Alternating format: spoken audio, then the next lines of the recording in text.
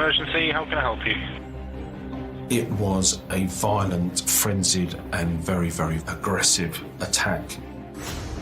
It almost severed his head. If members of the public have any information at all, this was an 83-year-old family man. It was a brutal attack with no known motive at this time. It's such a quiet and peaceful place. It just seemed incredible it could happen here. This was the biggest manhunt. From the instant I saw him, I realised he didn't fit in. I do regret not following him to see where he went. Can you explain to me why your DNA is on that man?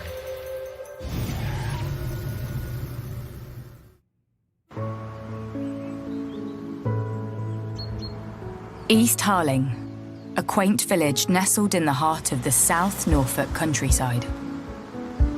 It's a lovely little place to live in. It's really quiet, but it's got a lot of sense of community, a lot of pockets of very different helpful people, sports, and there's a couple of pubs. Really nice place to live, safe place really. You know, everyone a lot of people know each other around here. With its bountiful forests and country walks to enjoy a quieter pace of life, Harling and its neighbouring villages are the perfect places for many to set up home. People will usually say hello to you and stop and have a conversation. A lot of dog walkers in the area, of which I'm one, and they definitely always speak, pass the time of day with you. Harling Heath, a really, really nice place to walk, and we use it for biking, running and dog walking. The heathlands on the edge of the villages has long been a draw for dog walkers. But this idyllic setting was shattered early one morning when a body was discovered in brambles on the heath.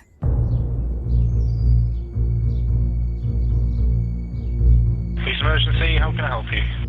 He was found by a couple that were walking their dogs. They saw his dogs walking without anyone, and then as they approached the scene, they could see some blood on the ground and his body partly covered by some brambles just off the pathway. The police were called. I just remember it was a Saturday, I was at home, and I just remember hearing these police sirens screaming through the village. I didn't actually come till the afternoon and arrived here. So all these police cars, all these police cars around for us, but it's quite bizarre. Rumours about the discovery of a body in undergrowth fly through the villages. An initial assessment suggested that he may have been subject to an animal attack. One early theory was an attack from an animal, and that was mainly led from the extent of the injuries. Obviously, there's Banham Zoo, not a huge distance away.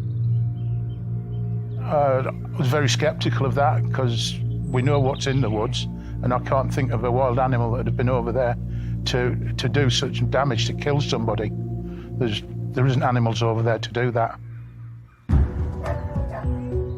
The news spreads among the local dog walking community. Could a wild animal really have attacked and killed a man on their doorstep? There was a sense of fear, but that kind of not really believing it was going on in the village. I think it was a bit of a shock to everybody. It's not something that happens in this area. It certainly put us off walking our dogs there for a while. I had a young daughter at the time, she was only 3, and I wasn't keen on taking her there, Rookie journalist Zach Ward was one of the first to get wind of the story. So at the time, I felt shocked, I felt surprised. This was my first job in journalism. It was our goal to try and handle it sensitively. The stories we normally covered at This Express were very community-based. They were human interest. It was about council tax going up. It was people's 100th birthdays. It was that level of local news. So when we say things like this don't happen, that's not a cliche, it's genuine. We had really very little experience in covering this major event. Police finally identify the body in the woods as 83-year-old Peter Wrighton. But who is he? Mr. Wrighton was retired. He lived with his wife. He had 2 dogs, one 13 and one 9 or 10 years old, that he walked regularly. He had retired to Banham, which is about 5 miles as the crow flies to East Harling. He'd worked for BT for 35 years. He'd been married for 59 years, and he sounded like a gentle, kind, loving man. Loved his dogs. He was walking with Gemma and Dylan at the time, and they both stayed with the body, which I think that tells you the bond between dog and owner. But he sounded like a really well-respected member of the community, and we got an outpouring of tributes and sympathy once his name had been released. The first time we moved in, we went and introduced ourselves to the neighbours. Peter and Anne were very, very welcoming. One of our first things to do was to invite them over for a meal. They were always friendly. You'd go over there, they're always welcome you. And obviously they used to take their dogs out for a walk, both of them. And they loved dogs. They took in a lot of rescue dogs. Father of 2, Peter was a daily visitor with his 2 dogs to the Heath, just a few miles from his home in Banham. Tragically, on the morning of his death, his wife Anne had gone in search of him when he hadn't returned home. Been shopping, and on my way back, I was driving by, and Anne pulled out her car and drove towards Harling. I thought that was rather unusual for her to go out and leave the house empty without them being out together. I didn't think much more of it than that. Mr. Wrighton had failed to return home, and Mrs. Wrighton became concerned and actually drove out to the Heath to look for her husband in case possibly he'd had a medical event or become lost. As she approached the scene, she made herself known to the police, who were already there. While Peter's wife is escorted home, his body is taken for a post-mortem examination to verify the cause of death. When the post-mortem took place, it was established that he had received quite a violent attack, probably initially from behind. Many of the stabbing injuries were to the back of his neck and a cut across his throat that actually cut all the way back to the spinal column. May have taken 4 or 5 sideways cuts. It almost severed his head. There were other significant injuries, a stab wound that went into his left eye. The result immediately changes the course of the investigation. We had a phone call from Anne informing us that Peter had been murdered. But what had gone on? Why would someone want to kill such a well-respected member of the community in such a violent way?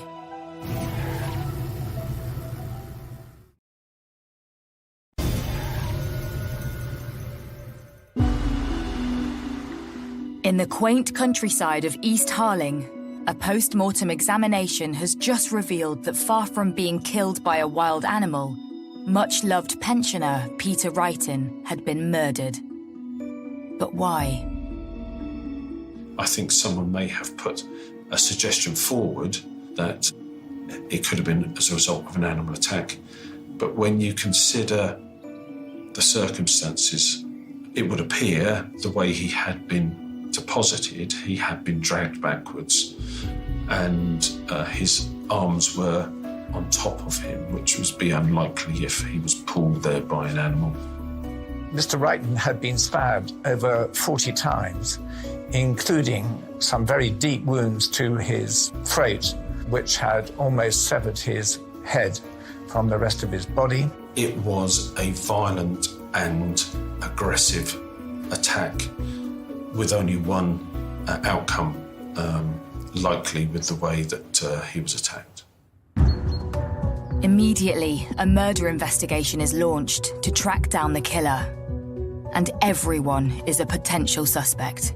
This was the biggest manhunt for a long, long time. We've got additional officers in the local area at the scene of the murder. We've also increased our patrols and our police visible presence in and around East Tarling. They were very present, patrolling up and down the road. There was mounted police going around the village on horseback. At the back of the forest here, the police stopped me all the cars and asking you, what, were you on that day, were you here, taking your name, your address and so forth. Police officers involved in the investigation will have been looking for dog walkers in the area. People have routines and return to places quite regularly, and therefore they will also have people on the heath at the same time, the same day, several days after, to pick up those who regularly go and may have been there in the morning. As the police were searching the crime scene here, they cut all the grass down really short. All this field was cut very short. All the hedgerow here was cut down to virtually nothing. I guess they're looking for the weapon, I guess. As news spreads throughout the local dog walking community that there's a killer at large, so does the fear. When the murder investigation started, nobody was walking the dogs over the woods. They didn't know who it was. When people first found out about the murder, then I think it was one of complete disbelief that something like that had happened in the area. And then I think probably naturally mixed in with a bit of fear around who was this person that had committed the crime, and were they still at large? I mean, this was in broad daylight. This was at 10:30 in the morning, potentially. So I think afterwards people were wary. I think people were wary about walking their dogs on their own. Police established that the 5th of August 2017 started out like any other day for Peter Wrighton. It was a very typical day for him. He'd been to the shop earlier, he was walking his dogs. Peter was picked up on CCTV at a local shop at 9:57 a.m. His car was spotted at 10:14 a.m, heading to the heathland to walk his 2 dogs. 30 minutes later, his body was discovered. Police emergency, how can I help you? Mr. Wrighton's wallet was still on him. His car keys were still with him, making it unlikely that it was a robbery. The heath really is a friendly area that people go for relaxation and just to walk dogs and just to get out and get some fresh air, etc. It's not somewhere where you would expect this level of violence. Another potential theory was around other uses of the area. One dog walker who had used the area quite regularly had mentioned to police that he thought there was suspicious activity involving drugs and people buying drugs around that area. Police quickly rule out a robbery gone wrong. So who would want to cause this quiet, friendly pensioner harm? The majority of murders occur between people who know each other. And so an initial line of inquiry would be to establish those people who know him and anyone who may have any sort of grudge or dislike or whatever for Mr. Wrighton. You tend to work in concentric circles around the victim, and so you look very close and then you gradually branch out and expand your inquiry, eliminating people as you go. Peter was quite reserved, he was quite quiet, because he was such a kind, gentle soul, and happily married to Anne. It didn't make any sense. How could somebody be so wicked? To pick on somebody so kind, so loving? His son and daughter live away and could be easily established as not having been in the Norfolk area, so that would eliminate those family members. And therefore the police then need to look further outside the family unit and expand their inquiries. You know, we tried to think about people that knew all of us. Could it be anybody that we knew? Any other significant friendships or relationships before his move to the area? and we came up with no's everywhere. So it had to be random. With no obvious clues in Peter's past, police turned to the media and the public for help. If members of the public have any information at all, even if people think this is a small snippet of information, tell us, because it might be a small bit of information that's the final pieces of a jigsaw that we need. We're really, really keen for anybody that was in and around the area between 9 a.m. and 11 a.m. on Saturday the 5th of August. This was an 83-year-old family man. It was a brutal attack with no known motive at this time, leaving behind a wife and children. Another major line of inquiry is through the media to try to gain intelligence from and identify members of the public who may have been in the area at the time. The police had appealed for information, and the initial amount of people coming forward with information was really, really high. We're talking about the hundreds. It's important you get to people as soon as possible so that that image is as clear as possible in their minds. Intensive questioning of local dog walkers starts to give police some leads.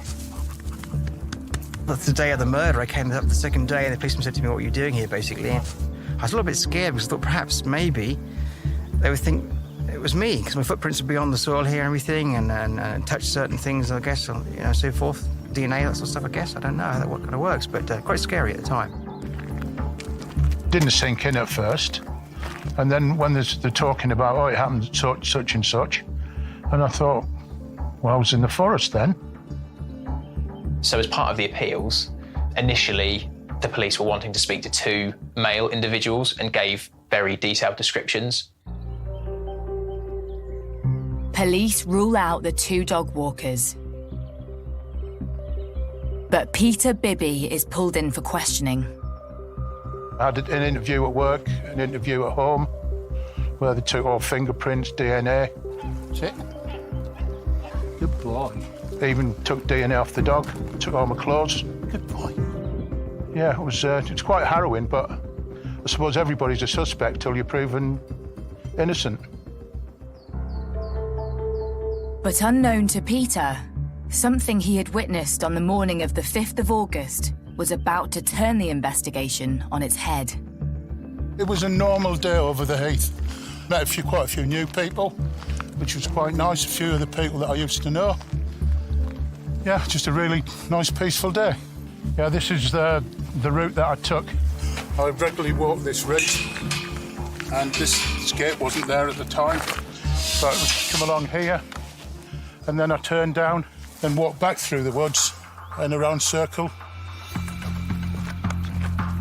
Saw somebody walking towards us, and he just didn't look right. He wasn't dressed for walking in the forest. He didn't have a dog. He wasn't with anybody else. It was just totally out of sync. Through their inquiries, they identified another person who'd been dog walking on the heath at the time, who had spoken to someone who seemed out of place. Didn't seem to be dressed to be walking, didn't have a dog. You know, dog walkers tend to, it's not a uniform they wear, but they tend to dress in similar ways and know who looks in or out of place.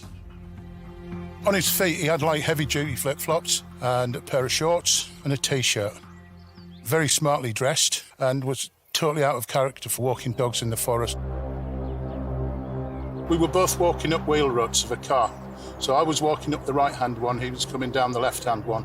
When we actually passed, he was about this far away from me. I could have put my hand out and touched him.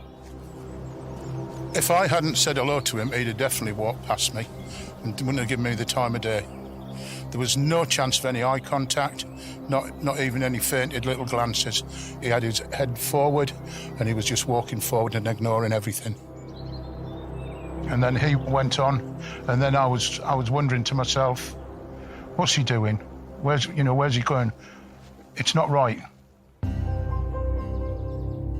He provided an e-fit of this person that became very key to the investigation later on. I do regret not following him to see where he went. Yeah. And that's sort of like bugged me for a while. Suddenly, police have a description of a man they believe could hold the key as to what went on that morning on the heathland. They release an EFIT. But who is this man? And is he a killer?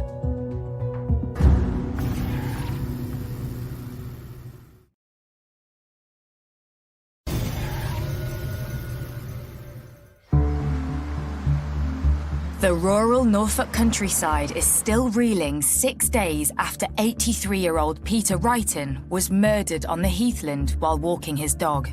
Shocking events such as these have a significant impact on the community. One of the first things the local police inspector will do is a community impact assessment to try and reach out to the community and reassure them that the police are doing as much as they can to protect them and to resolve whatever the incident is that's happened. Such a shock for this area because it's so safe and so sort of old-fashioned in a way. I guess you leave your doors unlocked, you have keys in your car, and no one expects you to get murdered. It's just quite bizarre. Afterwards, people are quite scared of walking the dogs in the forest. Police still have no suspects, no murder weapon, and no motive.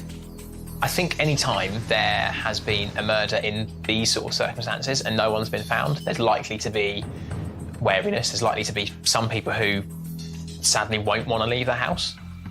That shock was always there, I think. It was random, it was unprovoked, it literally could happen to anybody. It wasn't safe for any of us. If there's a murderer already, it's murdered Peter. Was it something personal or not? We didn't know. After the murder of Peter, I was very reluctant to leave the house. Having turned to the public for help, police receive information about a man who had stood out on the heath on the morning of the murder. I just saw his feet first, and I thought he's wearing like heavy-duty flip-flops. It's not the sort of attire that you'd think of going dog walking. Pair of shorts on. Most people don't wear shorts through there because of the nettles, bits of bracken and all sorts of stuff like that. He was walking with a purpose. Police release an EFIT of the man described, and suddenly there's a breakthrough. Police receive a tip-off about a local man, 24-year-old Alexander Palmer. So, following the police appeals, a psychiatrist who had worked with Alexander Palmer then came forward with some concerns around previous things that Palmer had said. The psychologist told the police that when treating Alexander Palmer, he had ideations of violent attacks, often with a knife. Palmer had talked about his desire to attack random people. The voice in his head he called Little Alex. Once Alexander Palmer was known to the inquiry, he was allocated to a team of detectives as a person of interest. Having obtained a photograph from Facebook, it was immediately apparent that there was a very strong likeness with the EFIT that had been provided by one of the dog walkers. So at the time we knew that Palmer was 24 years old and he lived in Cringleford in Norfolk, and he had previously been a part of the armed forces. Having identified Alexander Palmer as a suspect, an arrest strategy was prepared and he was arrested at 4:40 the following morning. News of the arrest quickly spreads. I wasn't sleeping. Quite paranoid about it all. I always kept looking at my iPad, to see if there'd been any updates. And I think there's one at 3 o'clock in the morning, the first published Alexander's name. So I quickly thought I'd have a look at Facebook. And lo and behold, there he was. As soon as I saw him on Facebook, I realised that was him. Without a shadow of a doubt. After Alexander was arrested, they'd informed Anne, and Anne informed us that someone had been arrested for it, which was a relief for us. As part of the arrest strategy, having been brought into custody, various forensic samples and a DNA swab will have been taken from Palmer. which will have been fast-tracked to the laboratory to try to get a profile as soon as possible. Having an outstanding profile from Mr. Wrighton's trousers, they need to know as soon as possible whether there could be any link to Alexander Palmer. With forensic evidence being processed, Palmer himself is brought in for questioning. Alex, can I get you to introduce yourself, please? Alexander Hobbs Palmer. As I said, the NEFIT was prepared from a description. Have a look at that. What would you say about that? That's a pretty good likeness. Alexander admitted that he had been in the area at the time. During the first interview, Palmer revealed that he had been in the area. He said that he had travelled there and feeling depressed, he had stood there and had cried to himself and had walked about and then returned to his car, parked somewhere separately and had another walk and then left the area. He was quite adamant about it, that he had not done it. He was not the killer. There was a Roman road that dissected the wood. Mr. Wrighton had been killed on the west side of the road. Alexander said that he'd been on the east side at all times. I found him to be pretty calm, composed. He was intelligent. Despite Palmer's denials, on the ground, detectives worked tirelessly to find evidence to link him to the crime. You're looking for something that will link him to the scene, something that will link him to Mr. Wrighton. So you're going to look for any clothes that have been worn at any locations that he's been to, so a house, lock-up, work, vehicles that he may have used, looking to seize as many items as possible to initially assess them and then send them for forensic examination. And it isn't long before forensic investigations start to produce results. It was the second day of interviews that the positive result on the DNA matching Alexander Palmer to the DNA profile found on the trousers, probably where he dragged Mr. Wrighton into the bushes, grabbing his trousers to pull him along. What could be his DNA was found on Mr. Wrighton's trousers, and what could have been Mr. Wrighton's blood was found on the collar of a jacket that belonged to Alexander. That was the main evidence to link Alexander Palmer to Peter Wrighton, and obviously that then entered into the interview strategy.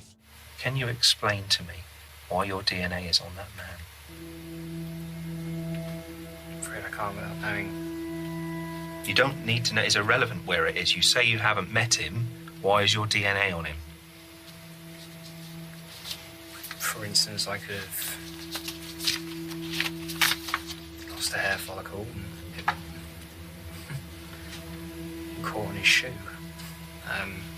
That's just me speculating, but without knowing, I couldn't venture a guess. Okay. Police now have a DNA link between the two men, but need further proof linking Palmer to the crime.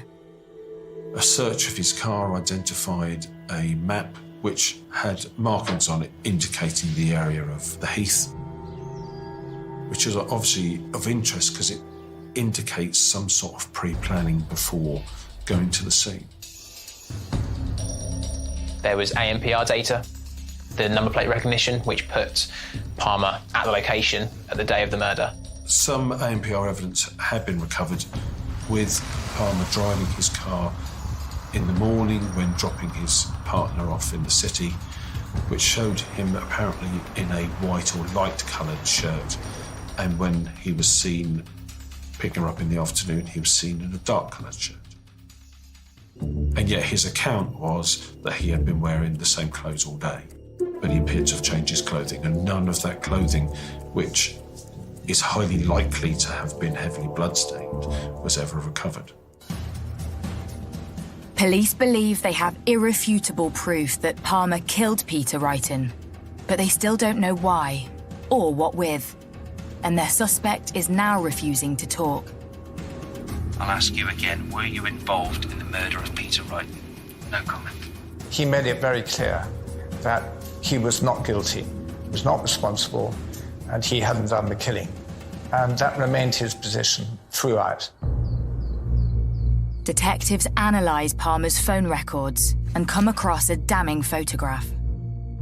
It was established that he had bought a hunting-type knife, and in fact there was a picture of it, I think, on his phone. That picture of the knife was shown to the forensic pathologist, who confirmed that it could have caused the injuries. Alexander Palmer is charged with murder. But what was his motive? And what drove him to kill?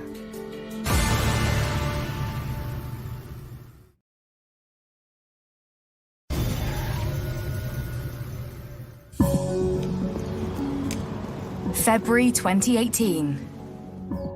And Alexander Palmer is standing trial at Nottingham Crown Court, accused of murdering Peter Wrighton in August 2017. A crime which had sent shockwaves through the small, close-knit community of East Harling.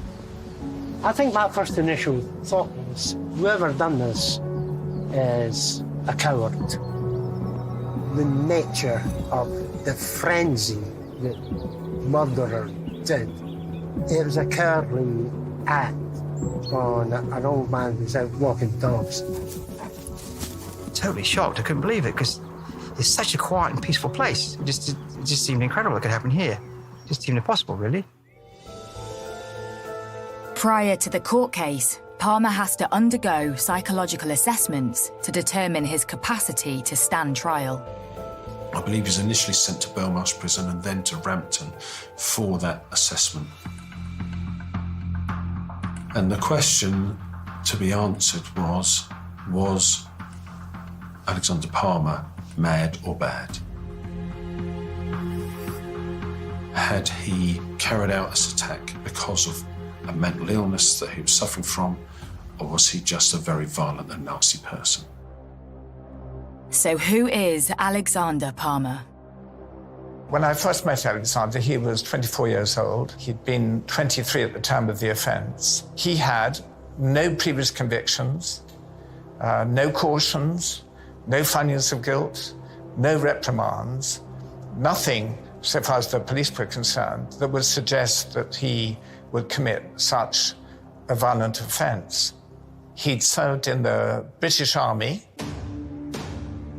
till about 2015.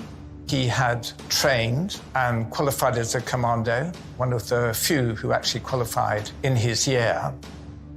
But there was one thing of note. In March of 2014, a fellow trainee had stamped on his head, and that was plainly the beginning of his mental problems. Because of that, he had been medically discharged from the army. Throughout 2015, Palmer was treated as both an inpatient and an outpatient in mental health services, seen by several different psychologists. But one expressed concern to the police after seeing media appeals about the murder. One of the people that contacted the control room was a psychologist who had worked previously with Palmer following an assault on Palmer whilst he was serving in the forces that had had an effect on him. And one piece of information comes to light which is particularly chilling. The psychologist told the police that he had a dislike for dog walkers. Dog walkers, he said, were a particular bugbear of his. He was obviously suffering some mental health problems brought on by PTSD. He had some kind of grievance with dog walkers is the thing that stands out. He had made disclosures about ideations around violence and a dislike of dog walkers. Having been deemed fit to stand trial, the court hears how Alex had revealed on arrest that he heard voices in his head. Palmer had talked about the voice in his head he called Little Alex. Is there a different Alex? Times, yes. Okay, who's he? He used to manifest himself as a physical hallucination, but now he's just a voice. Is he still with us? Yes. Is he here today? Yes. Where is he now? What is him here? He's there, is he? Palmer admits being on the Heathlands on the day of the murder. So was Alex there that day? The other Alex? He's always there, so He's always there, so he would have been with you, okay? Was he? Do you remember him talking to you on that day? You don't? But you say he talks to you every day? Yes. He's there laughing at you? But you say he doesn't tell you what to do? He doesn't force you to do things or anything like that? Palmer, during the court case, had said that he had visited the woodland because he was feeling low, but didn't say that he'd been involved in the attack. But the prosecution puts forward evidence linking Palmer to Peter Wrighton. Several of Mr. Wrighton's clothes were sent for forensic examination, and they had identified DNA from a person on the leg of his trousers. I believe there was DNA found on Mr. Wrighton as well, which linked Palmer to the murder. The court also hears that on the morning of the murder, ANPR cameras picked up Palmer's black Ford Focus on the A11 heading towards the Heath. Mobile phone records reveal he is stationary on the area of the Heath from 10:19 a.m. for a period of 32 minutes and 55 seconds. His car is then picked up heading north on the A11. The whole journey, police believe, had been planned in advance. A search of his car identified a map with the area marked out. In fact, investigations reveal Palmer had completed the exact same journey 2 weeks prior to the murder. Had it been a practice run, or had he intended to kill on that day? Either way, it was Peter who found himself at the end of Palmer's wrath on that fateful day. Why did you pick Peter? Being that Peter's about my stature and that bit older than I am, Peter was easy prey for Alexander. But did Peter actually try to help this man? We don't know. Nobody will ever know. Because this man won't say anything now. Did Peter try to help him and Peter suffered for it? We don't know. It was also revealed that despite his age and smaller stature, Peter had tried to fight off his attacker.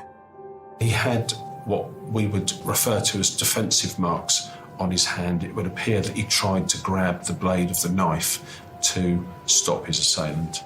It was unprovoked, and he was a very, very old man that couldn't defend himself. Alexander's quite a strong lad, you know, military background, very fit and able. Peter Wrighton could hardly stand up. I think very cowardly. The prosecution reveal further evidence that Palmer had planned to kill. Police had found a notebook in a storage facility belonging to Palmer, in which it appeared he had written of his plans. So in January of 2015, he said he was thinking of going for dog walkers. He said that he hated dog walkers and that if he did this, he would be up on a pedestal, up with the big ones. Everyone would look up to him. Everyone would know his name. But while police did discover the notebook, there's one thing they never did find: the knife he used to kill Peter. The prosecution case would be the steps that he had taken to get rid of any forensic evidence would indicate a knowledge of what he had done and an intention to cover up what he had done. On the advice of his barrister, Palmer does not give evidence in his trial. I explained to him that it's his case, his future, his liberty that's at stake, and that we act as a voice for him in the courtroom. The notebook, DNA, witness statements, and the EFIT, as well as Palmer's medical records, are put to the court. The prosecution case was a strong one. ANPR evidence in relation to his vehicle and cell site evidence in relation to his phone showed that he had been in the area at the relevant time. In addition to that, there was evidence from 2 eyewitnesses who had given descriptions of the person who was likely to have been Mr. Reitman's attacker. And those descriptions were quite similar to the appearance of Alexander. One of those 2 witnesses had made an E-fit, and again, the E-fit was quite similar to Alexander's appearance. There was no direct evidence, but if you put all those matters together, it represents quite a strong case. Having heard all the evidence, the jury retire to consider their verdict. The trial came to a conclusion and the jury found Alexander Palmer guilty of murder. When a jury decides after 49 minutes, I think there's obviously overwhelming evidence to suggest that Palmer was the person who carried out the murder. That was the one thing that stood out for me at the trial, is how quickly they decided that Palmer was guilty of the murder.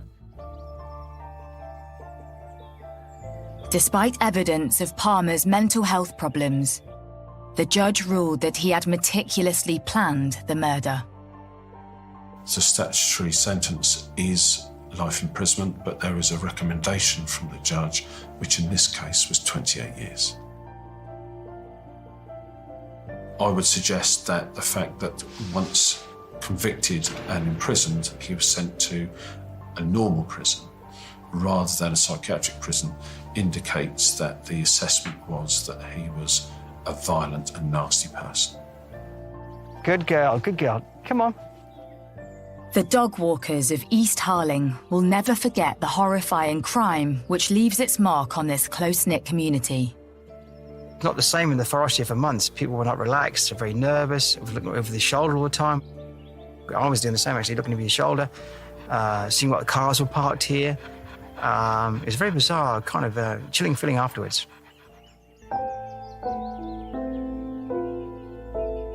And for Peter Bibby, his brush with evil will live with him forever. It was quite a scary thing, and it's all the what ifs. What if I had gone back? You know, would have changed things. I was walking straight forward to him. It could have been me.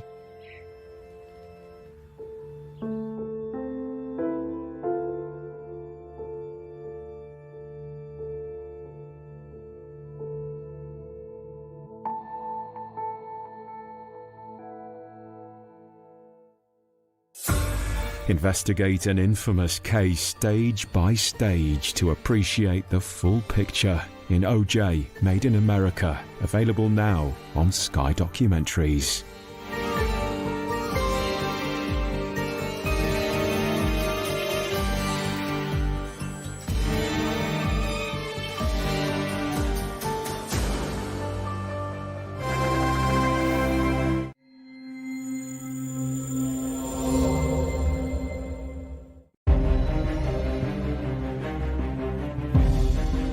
I'd never heard anybody say a wrong word about her. Didn't seem to me like she's got any enemies in the world. Cheshire Fire and Rescue received a call of multiple fires at the property. News of a devastating fire in the Cheshire countryside. Once those fires had died down, there was no sign of her. Where is the owner, and are they safe? When the deceased is found, clearly the state of the body, how it's been found, clearly a murder from the off. I can't believe anybody would treat Diane like that. Police believe she was murdered and then her home deliberately set alight.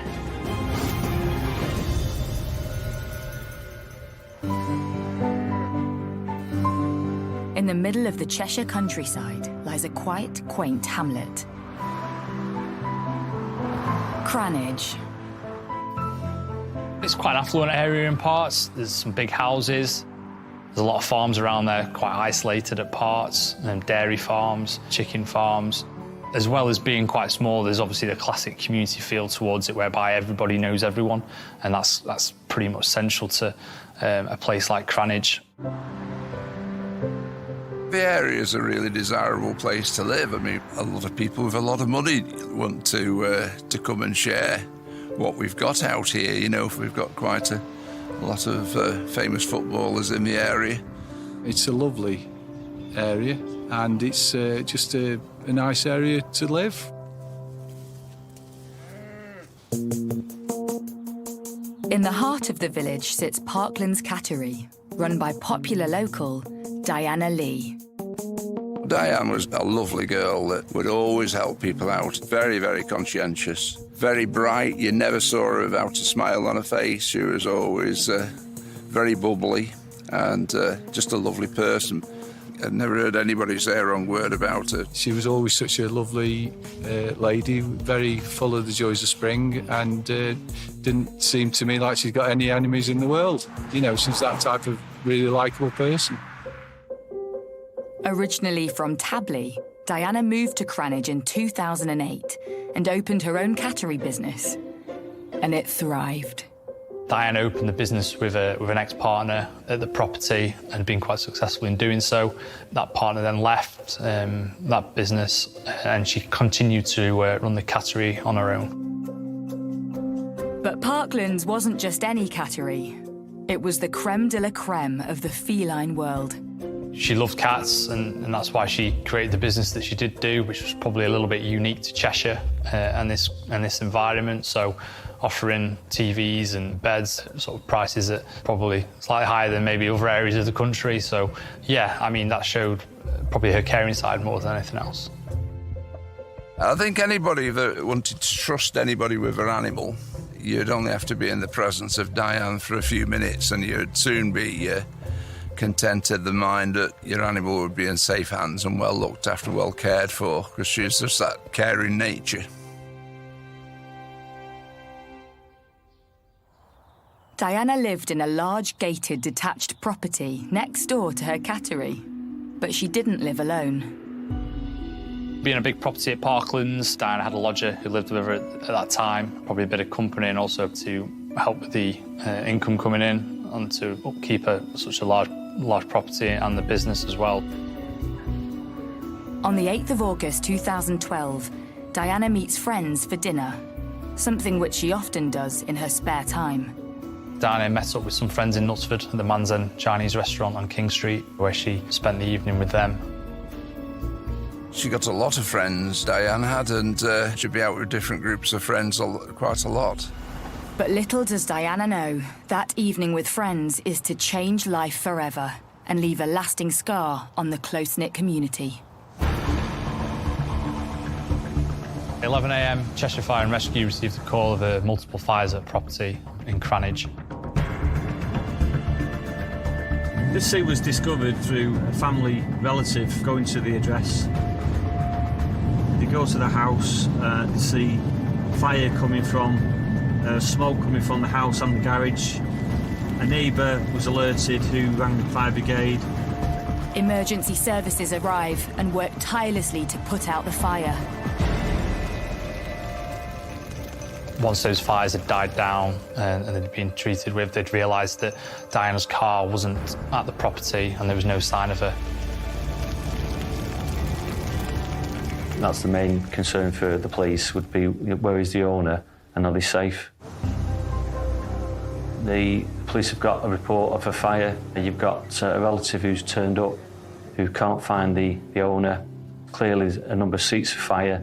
Straight away you'd be thinking there's something suspicious regarding this, particularly if you're looking at an affluent property like we've got here. The fire experts are going to be looking at whether it's a deliberately set fire, whether it appears to be an electrical fire, whether it's potentially a chip pan that's gone over, and as soon as the idea that a fire has been deliberately set, everyone's mind goes into very suspicious.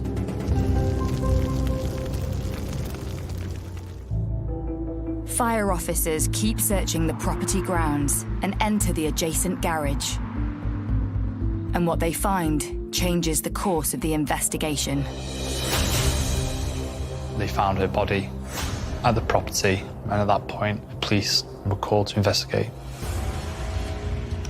When Diana's body was discovered, the most obvious thing that would be clear to the first attenders is that the body was, certainly on the surface, badly burnt. That raises a whole number of possible scenarios. An accident, misadventure. Cheshire police immediately arrive at the scene. In the time I've served in the police as an investigator, I've been involved with many inquiries. The early priorities are the scene, first scene where the victim is.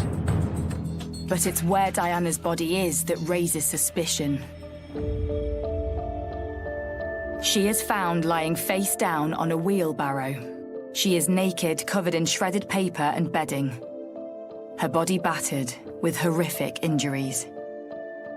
When the deceased is found, clearly the state of the body, how it's been found, is clearly a murder from the off. Police believe the extent of the injuries are not just caused by the fire, so a murder investigation is launched. The most important thing is to preserve the scene.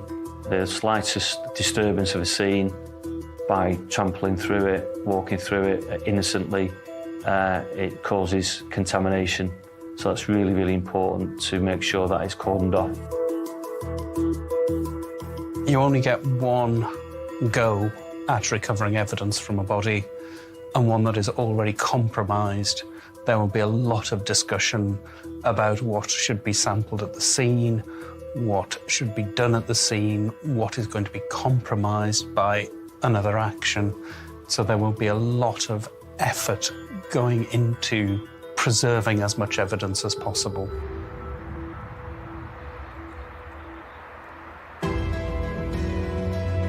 News of the shocking crime spreads quickly through the close-knit community. I can't believe anybody would treat Diane like that and do so much harm. It just seems horrendous. I just can't comprehend it.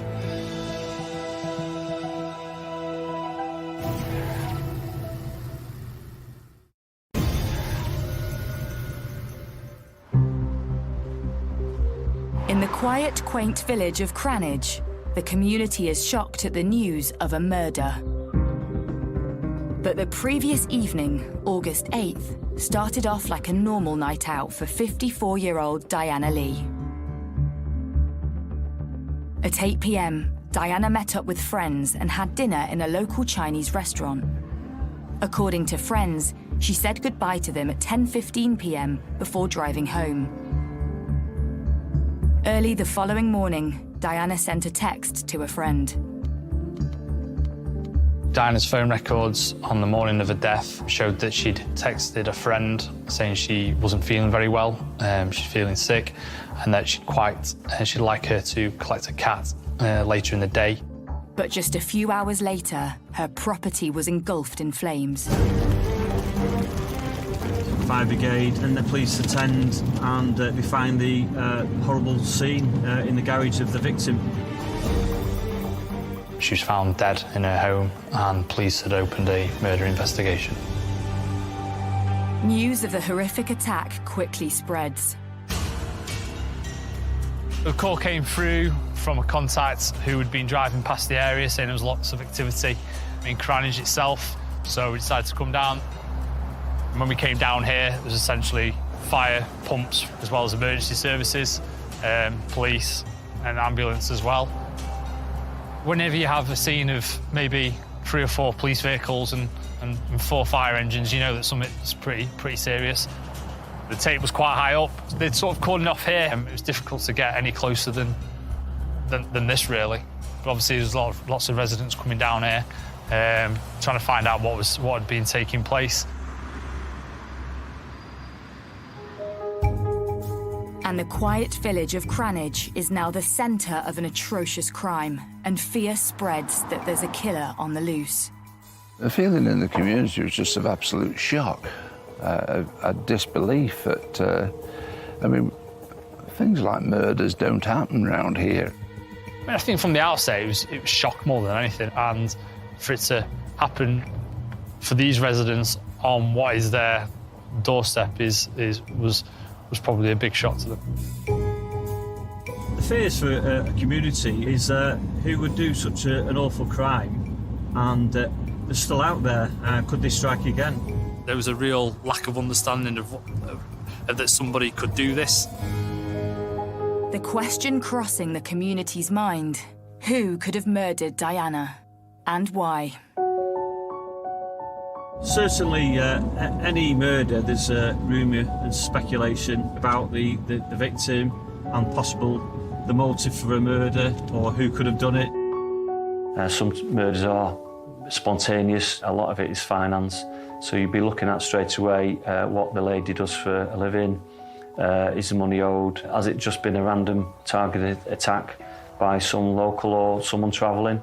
Police need to act fast, so they search the house. But they quickly come across a startling piece of evidence. There was evidence of the victim's clothing in the lodger's bedroom and also a blood-stained knife which belonged to the lodger. So he's got access to the house, he's got access to the garage. He may have been in a relationship with this lady. So you've got to treat that individual as a suspect. You would have to arrest them.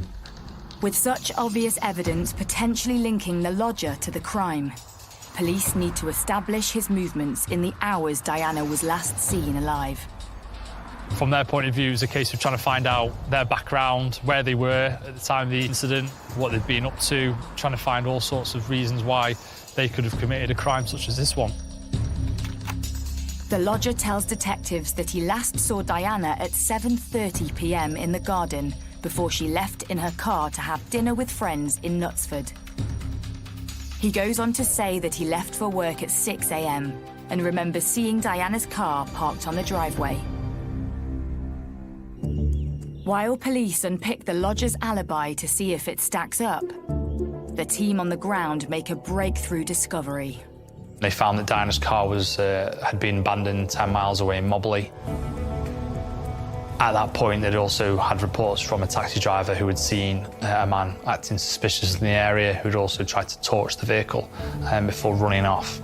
A witness came forward, a taxi driver, to say that he'd seen someone trying to set fire to the car. He challenged the driver, and the driver made off on a bike, and then he's made off on fields. So again, the push bike would be a scene, and there'd be searches going around that area. Was this man Diana's lodger? And had he driven Diana's car 10 miles north? But while police gather evidence, another arrest is made. It was a person who was known to Diana, who had been an ex-partner, who had been convicted previously of a charge against her. He had convictions against Diana in terms of beating her. There were two immediate suspects, two men who were in her life. So there was a lodger, and there was some circumstantial evidence that suggested that he was not all he said he was. And then there was a very violent ex who had actually been imprisoned for attacking her. So two quite strong suspects. But police are soon able to confirm Diana's lodger was at work the entire day from 6 a.m, hours before the fire had started. He is released without charge. And with the items of evidence found in his room, detectives now suspect the lodger was set up for murder. But by who? With Diana's ex still in custody, police take a more in-depth look at him and his whereabouts. A large proportion of domestic murders is sometimes it's an ex-partner. Clearly the ex-partner was a prime suspect very early on. The motive is he knows the victim, to previous violent history towards the victim, so straight away you'd be alarm bells going. We're all pretty convinced who'd actually done this. The local community recall Diana had once lived a life in fear from her ex. Somebody that she'd known was banned from being in the area, and she knew that he'd been at the house. Certain things had moved, and she was petrified. And she gave me a call, and I went down to have a look to see if there was anybody there. I'd never seen anybody so petrified. And the location of Diana's car further cements police suspicions.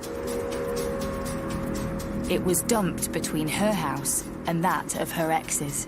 For the investigating officers, realised that the car had been found in a location that was en route to the person, so it probably made sense in their minds that, again, he was the person who had committed this crime.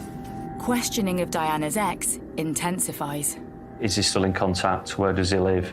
What were his movements for the day or the time of the murder, to eliminate them from the inquiry? So after a couple of days of speaking to the person who they'd arrested, it quickly became apparent that that individual had a solid alibi. With his whereabouts on the night of Diana's murder confirmed, her ex-partner is released. Having followed strong leads and had 2 potential suspects, detectives are back to square one. It was a case whereby the police had to reappeal for information. It was a case of them having come across a bit of a dead end and having to start again to see who had committed this crime. But post-mortem results come in and help police identify the cause of her death. Could this provide further clues to her attacker?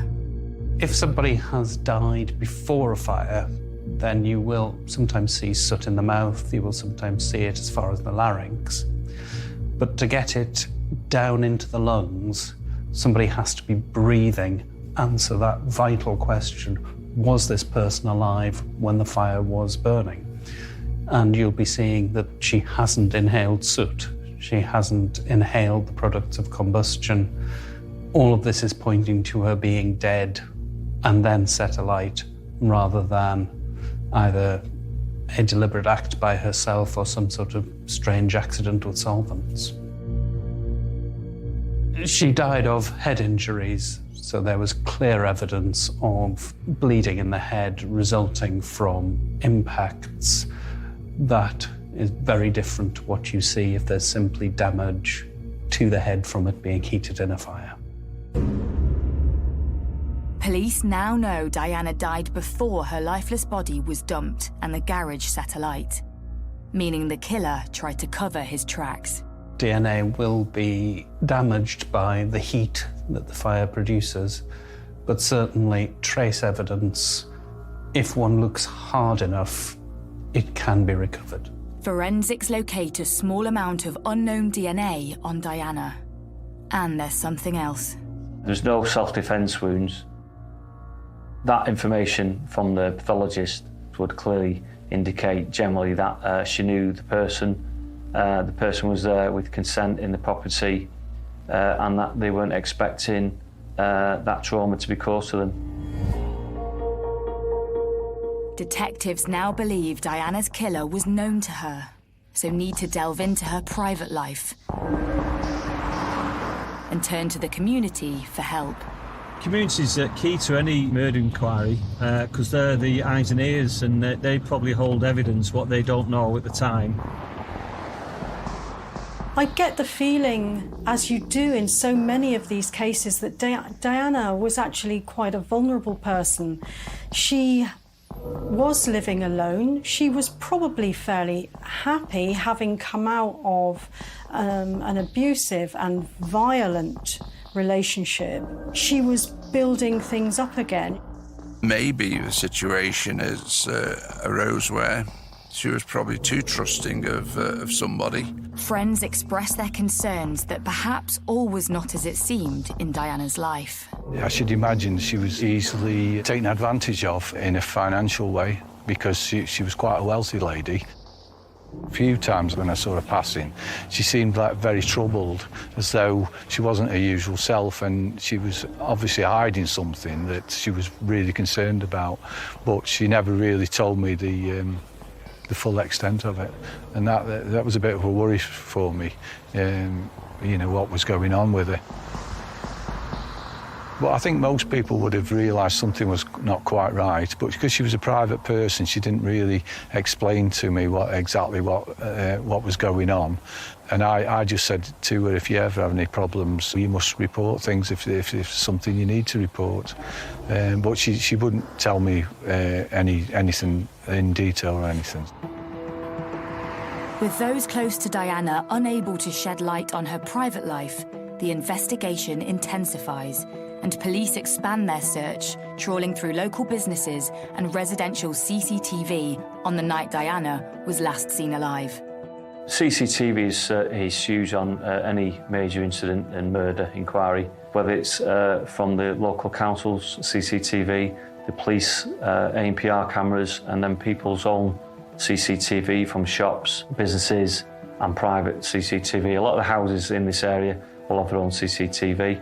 And if you get a fleeting glance of a vehicle or a person, that is key to an inquiry to identify people who have been at the scene.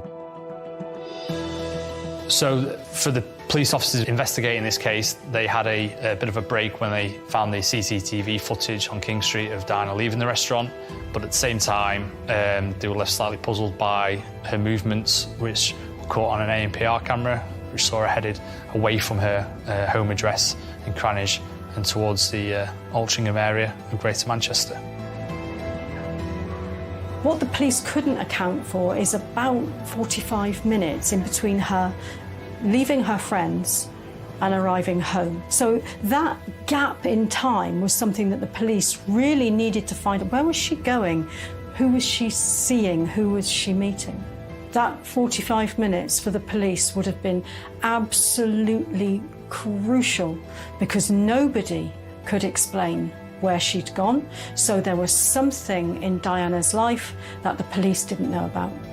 With this latest piece of information, police looked closely at Diana's phone records and noticed something suspicious.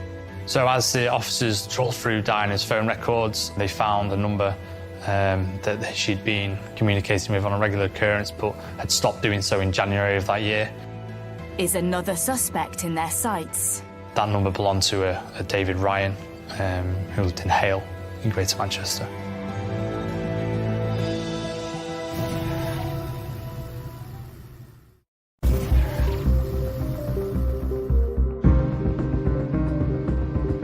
It's been several weeks since local Diana Lee was found murdered in her home in Cranage. Police have questioned and released 2 men known to Diana, and 13 days after her body was discovered, police release an e-fit. The police issued an e-fit of someone who they wanted to speak to.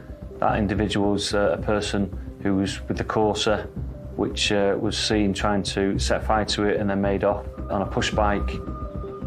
It's really important that people try and recall what they were doing that day at that time, because they may have seen that offender leaving the scene.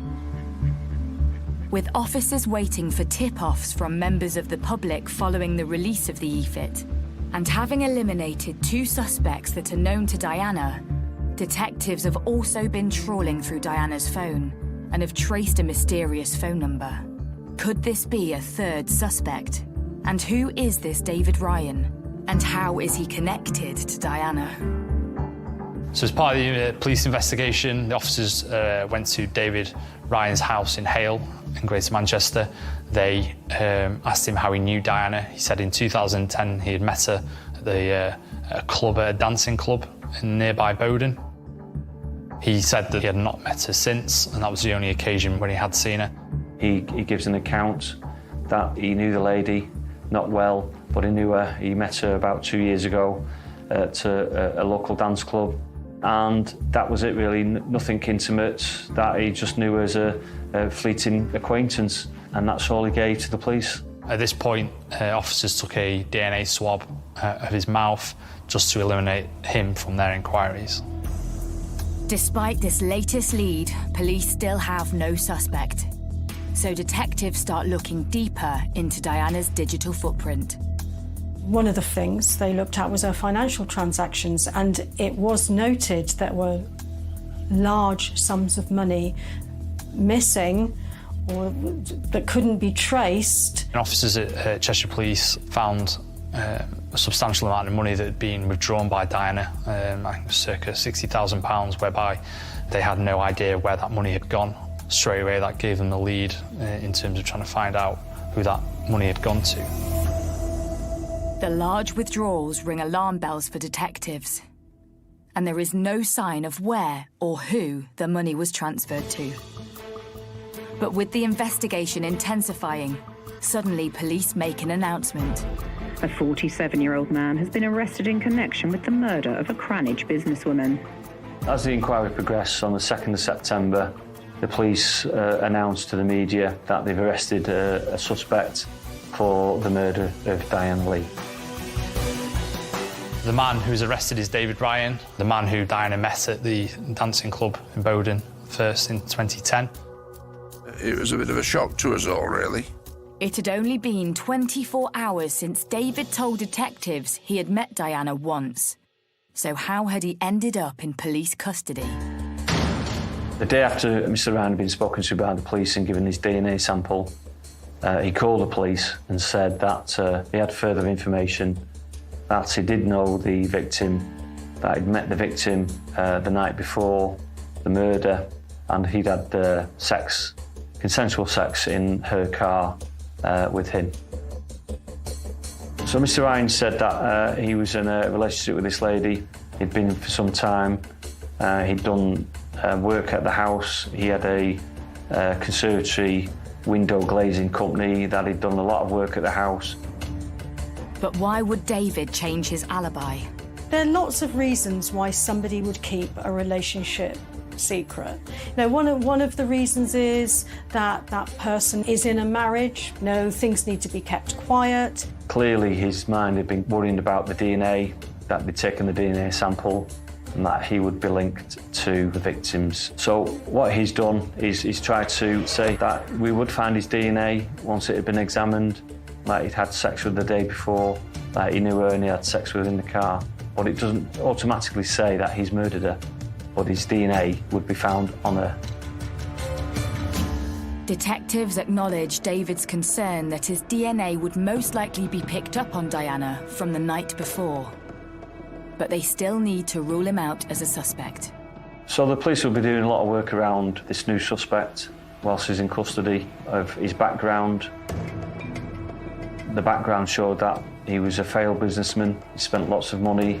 He liked spending money. He was buying stuff, exotic items for himself, for his family.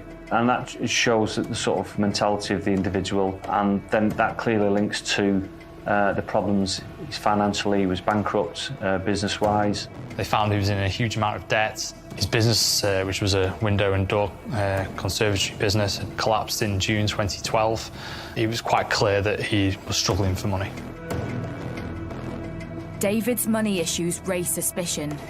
On one hand, he was bankrupt. On the other, he was spending large amounts. And he'd been in a secret relationship with Diana, whose own bank accounts recently showed large amounts of money vanishing. Throughout that, there was instances of spending which didn't tally with what he had. So you're building a picture of someone who's will probably go to any means to try and support himself financially, not do the basics in life of working hard and getting money, but to get it quickly. Intense investigations into both Diana and David's financial transactions ensue, and it isn't long before a link is made. The next stage was finding out that David Ryan had been basically tricked Diana into investing tens of thousands of pounds of her own money into companies that just didn't exist. This has gone on for a period of time, and Diana had committed a large amount of money into these fake schemes. Clearly, the victim was vulnerable in some respects, struck up a relationship with the offender. He would have thought probably she was a wealthy lady, she had money, he was in financial troubles, his business was going downhill, he owed money out, and she was probably a target for Mr. Ryan to take advantage of financially. Forensic evidence is then uncovered, which appears to place David at the scene of the crime. There was a footprint found at the scene of the murder in the victim's blood, so that would suggest and confirm that whoever was wearing that footwear was at the scene after the victim had been killed. And that footwear was the offender's footwear, Mr. Ryan, and the forensic evidence supported the fact that it was his footwear and couldn't have been no one else's. And it appears David Ryan has been following the case closely. computer analysis of his computers at his house and his phone, and it was quite compelling evidence, circumstantially, that he'd been searching on Cheshire Police website about the murder, where the inquiry was up to.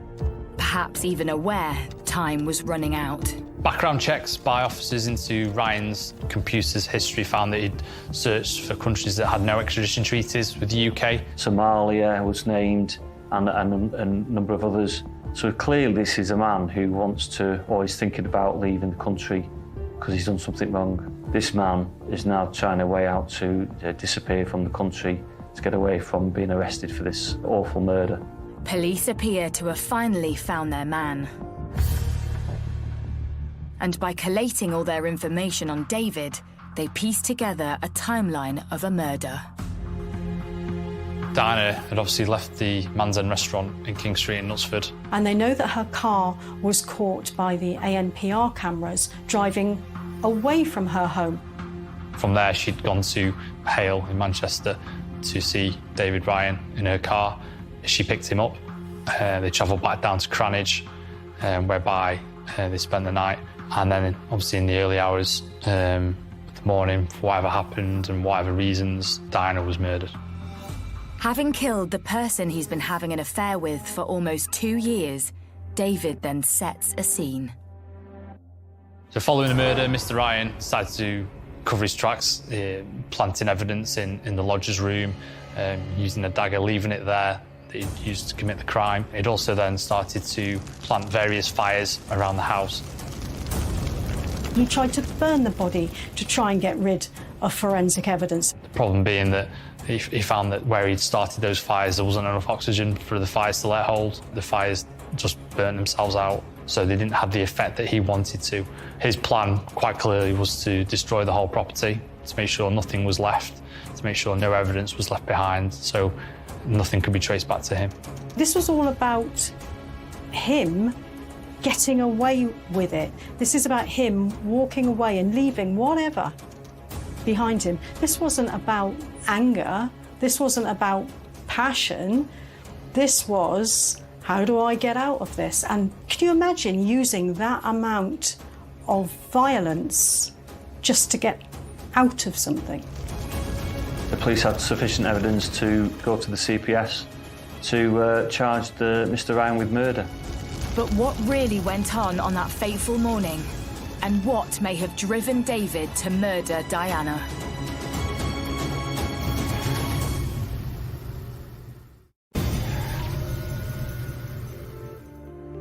The trial of a man from the Altrincham area accused of killing a Cranage businesswoman has begun. Diana Lee, who was 54, was found dead after a fire at her home last August. It's been 10 months since Diana Lee was found murdered in her home in Cranage. And 48-year-old David Ryan faces trial for her murder at Chester Crown Court. Heading into the trial for this crime, I would clearly be concerned of all the evidence we've got. Have we got sufficient evidence to convict him beyond all reasonable doubt for a jury to believe the prosecution case and it's watertight? The last thing you want to do is go to a trial and there'll be some error or some process we haven't done. The continuity evidence has been missed somewhere and it be brought up at a Crown Court trial. Local reporter James Wilson recalls seeing Diana's killer in the flesh. On the first day of the trial, it was a bit of a surprise to myself to see Mr. Ryan stood there. He probably wasn't what you would describe as a person who probably capable of committing this crime, essentially. He wasn't very big, looked quite meek, and he was obviously incredibly nervous as the proceedings were about to begin. The prosecution begins by setting out its case to the jury. The prosecution outlined a really strong case in their opening statement. They detailed where the DNA had been found in the property, including the bedroom and other parts of the house. Quite a lot was backed up by phone records and evidence of the ANPR cameras around the area. It was an incredibly strong case and probably quite surprising that Mr. Ryan at this point was still pleading not guilty. The prosecution reveals to the court how David first responded to police. I think police officers were quite taken aback by Ryan's reaction to the request for a DNA swab. He wasn't happy. He became quite agitated, and he suggested he didn't want to do it. It was only after persuasion by the officers involved that mouth swab was completed. The prosecution reveals further evidence in relation to a text Diana sent. The police searched details on her mobile phone records. They found out that text messages had been sent in the morning to her close friends, saying she'd been unwell. A simple text message, but one which immediately flags suspicion among investigators. The text was sent early on the morning of 9th of August, when Diana was already dead. An expert gave evidence at the trial to say that was unlikely to be the victim's text message by the language used in the text message. So sometimes we will use different experts in certain fields, and this expert would say that it wasn't the normal language used by the victim, but more likely to be used by the offender. A linguistics expert tells the court that the style of the text message did not match Diana's typical style, but it did match David Ryan's. Despite hearing evidence linking David Ryan to the murder, the court hears he has no previous convictions. So what would lead him to commit such an atrocious crime? But as the trial unfolds, more information comes to light, hinting at a potential motive. Obviously, living in Hale, it's a very affluent suburb of Greater Manchester. Maybe from his point of view, there was a pressure to keep that up. Maybe there was a pressure to keep up that pretense that he just couldn't do anymore. This man was in financial dire straits. Now, that is one of the triggers that can cause big problems in a relationship. He may have feared that his wife was going to leave him because of these enormous debts. He may have gone out and looked for someone like Diana to be able to get some money to fix the other situation. I think he targeted Diana for money, and the reason I think that is because he spent all the money on his wife. He spent all the money on IVF treatments, on holidays, on things for his other family. He did not get invested in his relationship with Diana. So, no, I don't think he was in love with her. He'd already taken a substantial amount of money from Diana on the premise of investing in things that just didn't exist. But as it transpired, the deeper he got in, that was actually becoming a bigger threat to the other situation than perhaps even the finances were in the beginning. Somewhere along the line, this man is living a lie. He's married, he's got a child, he's been in another relationship with someone secretly, and unfortunately, all these things come to an end somewhere along the line. And in these circumstances, I would have thought in relation to the victim, she's gone to his house the night before the murder. She's collected him in her car, brought him back to her house. Diana started asking questions about the investment. You know, the money that she'd given him, where was it? How was it doing? Was she going to get any back? She wasn't a rich woman. She couldn't just chuck this money away and think, oh, well, you win some, you lose some. And I think that he was under increasing pressure from her. She was going to possibly tell someone, tell their wife, or go to the police to say, he's targeted me. So was David trying to protect his wife from finding out about his affair and his conning Diana out of money? And there's a stage where there's a trigger. He was more worried about his wife finding out and her maybe leaving him. He wants to protect the relationship with his wife, but we can't simplistically say that that is because he's so in love with his wife. It is far more likely that he gets his entire identity from the relationship he has with his wife. And if you took that away from him, you'd be taking everything. After a grueling 7-week trial at Chester Crown Court, the jury returns its verdict. David Ryan is found guilty of Diana Lee's murder. Conman David Ryan killed his wealthy lover after cheating her out of £60,000. Today, a jury in Chester found him guilty of murder. He is sentenced to 34 years in prison. There were shouts from the gallery from people connected to Diana who were obviously incredibly emotional at that time, hearing what they wanted to hear. Mr. Ryan was again pretty much motionless throughout this reading. There was no real reaction from him. I think probably he expected this verdict to come out, and again, he probably wasn't surprised deep down because he knew that he'd done this incredibly bad crime.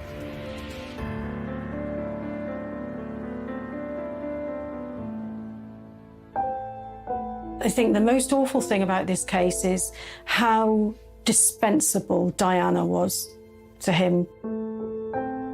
We all know she's a really, really lovely person. There's the lodger, who he doesn't know very well, but he's quite happy for both of those people to take the fall to protect his life. He has no empathy with their suffering or what's going to happen to them.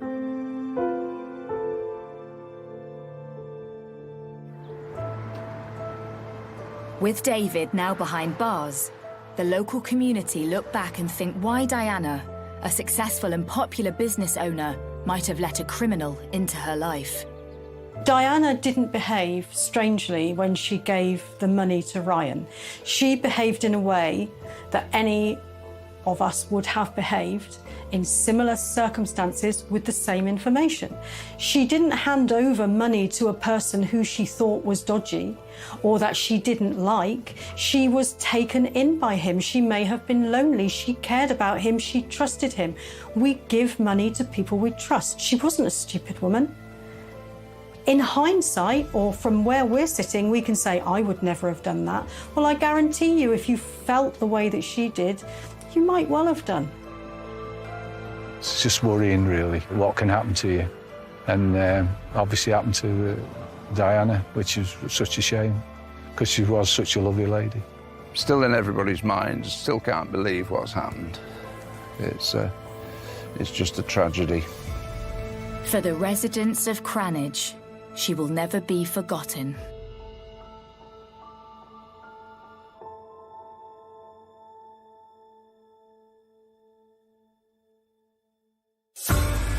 We're Kent-bound as the experts fight an unseen enemy. Follow the action right from the beginning as new Cobra Cyber War starts. Thursday at 9.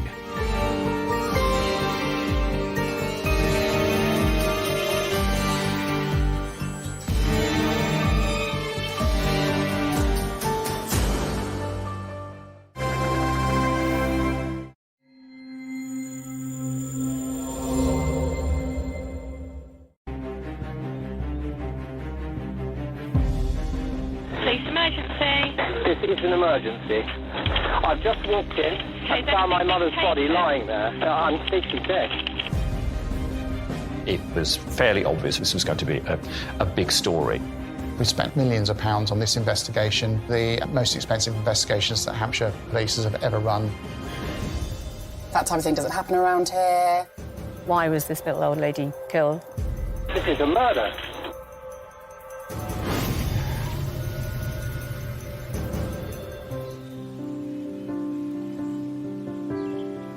Nestled beside the River Itchen sits the pretty hamlet of Brambridge.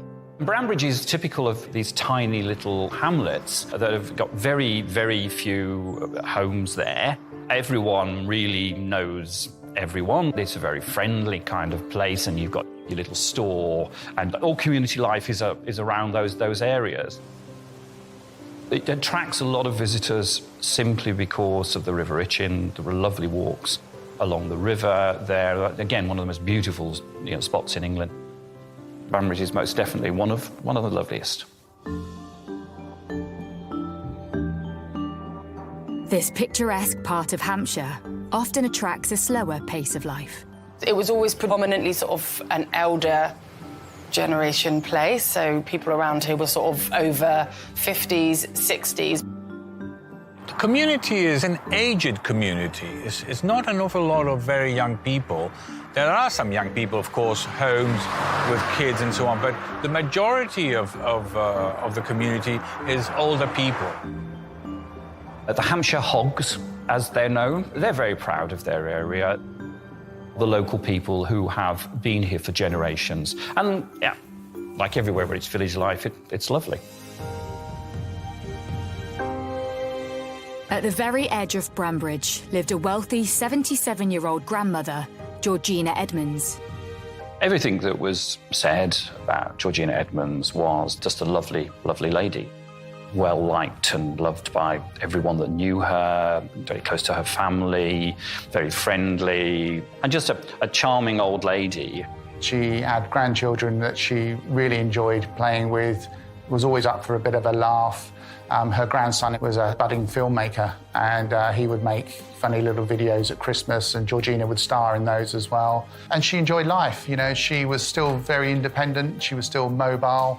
She drove her car. She would go down to the shops, but she had assistance with that as well. Well, I knew her because one of the jobs I did at work was, to take the groceries to the dear old souls who couldn't get around. I know she always had her little dogs with her. Rather sweet little things. Very, very friendly. They used to stand up at the window and look out of the window. She was a, delightful person, and nothing to say about her that wasn't nice. Georgina lived in a large gated estate on the edge of the river. The Edmonds family were well known in the area. It was Georgina's husband who had founded the family business importing coffee. Very well-to-do family. Harry, her son, worked in London. The business, I believe, was in Basingstoke. But again, most of the time, they were up in London working hard and would come back to Hampshire at weekends, for rest. When Georgina's husband sadly passed away, she downsized into the smaller house on the estate. She moved into the cottage, which is your chocolate box cover cottage itself. Nice little house, amongst the trees, by the river. Her son, Harry, took over running the business and moved into the larger house, as you would when you reach an older age. You don't want the bother of all the dusting. Georgina seemed happy in her new home. But in January 2008, life in the community changes forever.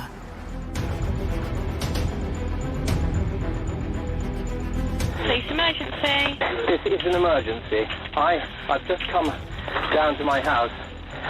My mother has a cottage 100 yards away. Right. I've got no reply from her. I've come in through her bedroom window, which was unlocked. She's lying on the floor in the kitchen, and it looks to me as if she's been hit over the head. She looks as if she's dead. Okay, calm down for me, sir. What's your name? My name is Harry Edmonds. I'm her son. I've just walked in. I came in through the window, and I found the house in complete darkness. I've gone through into the kitchen and found my mother's body lying there, and I've been out walking her dogs. This looks like a crime scene to me. Okay, well, try not to touch anything for me. This is a murder. Okay, just calm down for me, sir. I'll send someone else for you, okay? Yeah, please, as soon as possible. I'm afraid she's dead. That's a murder.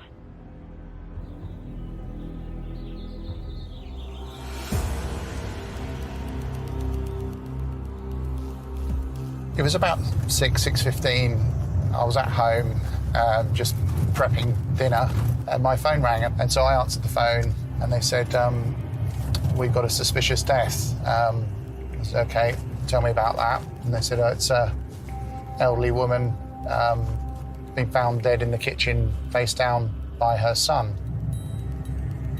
So I jumped in the car, and it was a miserable, wet, cold January night, blowing a gale, driving through these country roads as we are now. Paul Barton, Detective Chief Inspector at the time, arrives at Georgina's address, which is already swarmed with a significant police presence. So just as I'm pulling down here, I could see the blue lights sort of flashing in the pitch black. So I know I'm getting close to it. And then I just come around the bend, and there's some more police activity. A police van and a police car, an ambulance, and some tape here, just across the bridge here. So I just pull in where I'm pulling in now, actually. I walked up the drive. It's a short walk up a gravel drive into the cottage. The kitchen door is on the side of the cottage. I just looked in, I could see, sadly, Georgina was lying there face down with a large amount of blood around her, some stab wounds to her neck. So I was satisfied at that point that we did have something that was a suspicious death. A murder investigation is launched, and police maintain a secure perimeter in and around Georgina's home. You only get one go at recovering evidence from a body, and one that is already compromised. There will be a lot of discussion about what should be sampled at the scene, what should be done at the scene, what is going to be compromised by another action. So there will be a lot of effort going into preserving as much evidence as possible. I actually want this road completely closed. And it's one entrance in, one entrance out, but I didn't want anyone else coming across in. I certainly didn't want the press turning up and having a look. And so immediately what we call a wider cordon was put on, and we blocked the road so that we had complete control of the area. That morning, we went out for a walk, and as we crossed the road where it leads to her house, there was a policeman standing there. There was a car, the road was blocked. And I said, "Can you tell me what's happening on this road?" There's been a murder. When the news broke, it was fairly obvious from the beginning that this was going to be a big story. Neighbours would phone the newsroom and say, "Can you tell us anything about what's going on?" Everybody was talking about it, wherever you went, everybody in all the shops. And there were police everywhere, and you just wouldn't generally see police presence in that area. The 15 years that we've been here, we haven't seen or we haven't heard of a murder, except for this one. This is the first one. I think that was quite worrying, because, why? Why was this little old lady killed? What was the reason? So it just seemed very, very random and horrible. It became very obvious very quickly that this was a murder hunt that was out of the ordinary, shall we say. So what led to a murder in this peaceful village? And why would someone want to kill a well-loved member of the community?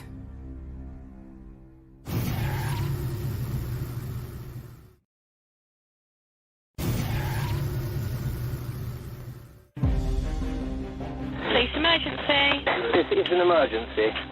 I've just walked into the kitchen Okay, and found my mother's body lying there. This looks like a crime scene to me. This is a murder. In the picturesque village of Brambridge, the close-knit community has woken up to the news that a much-loved 77-year-old grandmother, Georgina Edmonds, has been brutally murdered in her home. It's extremely grim.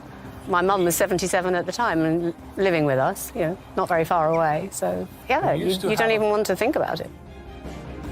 It's gone from being a quiet village scenario to then being sort of on the local news, everybody talking about it, what's happened, that type of thing doesn't happen around here. With a small community in fear of a killer in their midst, it's down to DCI Paul Barton to address the public. A Saturday morning I was doing my first media briefing, and it was packed, and it was Sky News Live, BBC Live, it was headline news, it was Midsummer Murders, kind of 77-year-old lady murdered brutally. So the nation were interested and the media were interested. Under a national media spotlight, Hampshire police are under pressure to work out who would kill Georgina Edmonds and why. I just start sort of kicking into autopilot. The next thing I'm thinking is, well, who's done this? Who's responsible? Any suspicious incident calls in that area in the last 24 hours? Has the victim been a victim of any other crimes? Is there any sort of domestic violence within the household? What do we know about the rest of the family? What do we know about the neighbours? Was this a stranger murder? Was this someone, though, that she knew? And in such a small village, how did they get in and out of the cottage without being seen? With a killer on the loose, the finger of suspicion is on every member of the community. Everybody asking questions. We had so many people come in the pub at the time. You know, did you hear anything? Did you see anything? Do you know who it was? You know. We go out as the media and knock on doors and try to talk to people and find people that would have known her. When you've only got 5 homes to actually knock on the door, the community, they'll be in shock themselves, actually, about it. With Georgina's son, Harry, too distraught to speak, it was left to neighbours to speculate what had happened. Had someone targeted her because of her wealth? They had a beautiful house, they had quite a bit of money in the family. And I just remember that, you know, the money, the big house, the jewellery. It was in a dark, secluded area. There was nothing else there. There was another house, I think, to the right, I seem to remember. But that's it. She was on her own. Police conduct a thorough search of Georgina's house for clues. We were exploring what could have happened. Was it burglary that was the motive? Her credit card had been taken. I believe also a Radley handbag was gone. I think a laptop was gone. But there were other items that were there in the kitchen that were quite valuable. There was monies out, I believe, that were just left. And that seemed rather strange, that this was a burglary that had gone wrong, that the burglar hadn't taken those fairly obvious items that were there. Police take a closer look at the crime scene, and one significant thing jumps out. There's no sign of a forced entry. Was this a cover-up? Was it another motive? And so, therefore, had she been targeted in some other way, and it was a pretend burglary, taking just a few things, when a real burglar would have taken lots of things. With no sign of a break-in, everyone known to Georgina is under suspicion. Could the local community offer clues as to who Georgina may have let into the house? Trusting. You couldn't have had anyone more trusting. She was that sort of person. She never disputed things, you know, she just trusted people. And sometimes people are a bit suspicious, but she wasn't that type of person. She was the sort of person, and I guess this is of her age, that would keep her door unlocked. You know, she would talk to strangers. If someone knocked on the door and asked for directions, she wouldn't be suspicious. Probably even offer them a cup of tea and, you know, spend time with people. With no obvious break-in, detectives are left to speculate whether this was a random attack by a stranger or by someone closer to home. Quite often, the last person to see the person alive could be the killer. It is odd that a son comes home and finds their mum dead in a kitchen. I've dealt with other jobs where children have killed parents. You know, they may have been off their face on drink or drugs. There may have been a domestic argument that's then gone too far. He could have had an axe to grind with his mother, and he could have killed his mother, and then he's just made up that he's come in and found her dead. Police reanalyse the 999 call made by Georgina's son, Harry. I've just walked in and found my mother's body lying there. This looks like a crime scene to me. This is a murder. It's a strange call, I have to say. He's very calm, but he says she's dead. I think it's a murder, he says. And I remember, you know, we played that time and time again, and it's gone out in the media as well. And, you know, a lot of people thought that was strange. Police bring Harry in for questioning to establish his movements in the hours his mother was murdered. He tells detectives he was at work all day and did not return home till 6 p.m. He was concerned because he hadn't heard from his mother all day, and I think he'd been trying to call her. And he went to the cottage and it was in darkness. Harry's managed to force open the ground floor window, I think into Georgina's bedroom.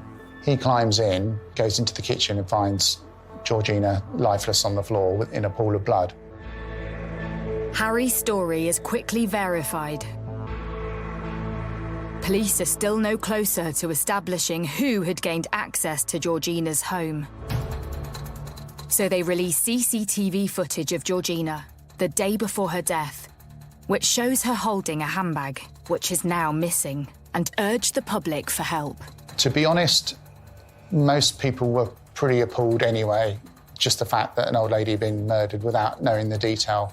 And generally, everyone was trying to be as helpful as they possibly could. It was a huge community thing, and they had big things in the village hall. So everyone got together, they all went out searching. Everybody was sort of part of it. Everybody searched, everyone went and looked, and yeah, all together really as a community. Despite the community's best efforts, Georgina's handbag isn't found. But post-mortem results help police identify the cause of death. Could this lead to clues as to her attacker? On one level, the death of Georgina Edmonds pathologically is straightforward. She has been struck on the head with a heavy blunt object. Ultimately, it was identified that that was a marble rolling pin. A heavy weapon, a good sort of thing to use to cause damage.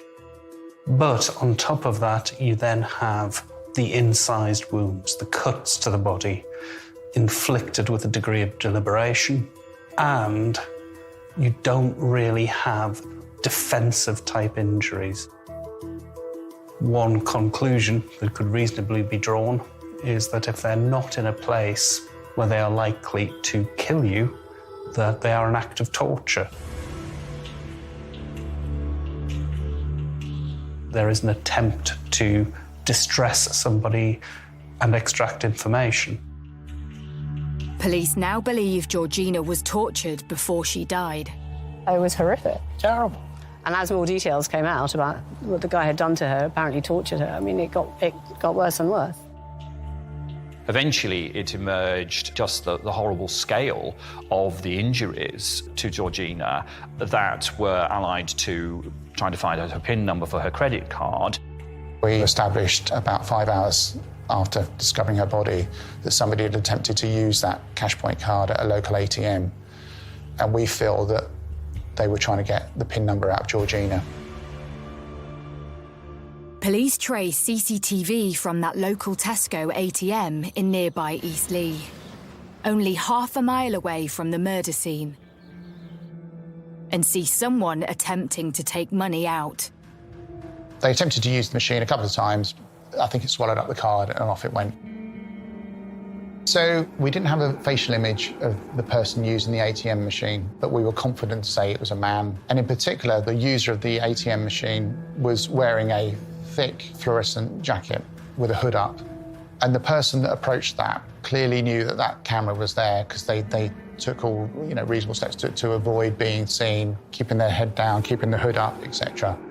Despite his face being hidden, detectives now have an image of Georgina's killer, and the search for this person intensifies. This is probably someone who was local or had local connections with Eastleigh. Have we had any offenders that have been released from prison recently in that area on licence? Have we got any registered sex offenders or violent offenders that are in that area? Luckily for me, the duty detective sergeant happened to know that there was a bail hostel called Elderfield House, which was pretty much at the end of the road from Brambridge leading into Otterbourne Village. It's the sort of place that you wouldn't expect to find in an affluent village like Otterbourne or Brambridge, and there are some unpleasant people there. Behind those trees is Elderfield. You can just see the rooftop over there. These are people that had done time in prison, and after their term was over, they've sent them here. It's a halfway house, basically. It's a halfway house. It was somewhere where they could sort of spend time and sort of rehabilitate and get back into normal life. And they would hang around in groups and get very drunk. And it was not nice. It was quite a bit unsettling. It is of some concern in that you don't know what's going to happen next.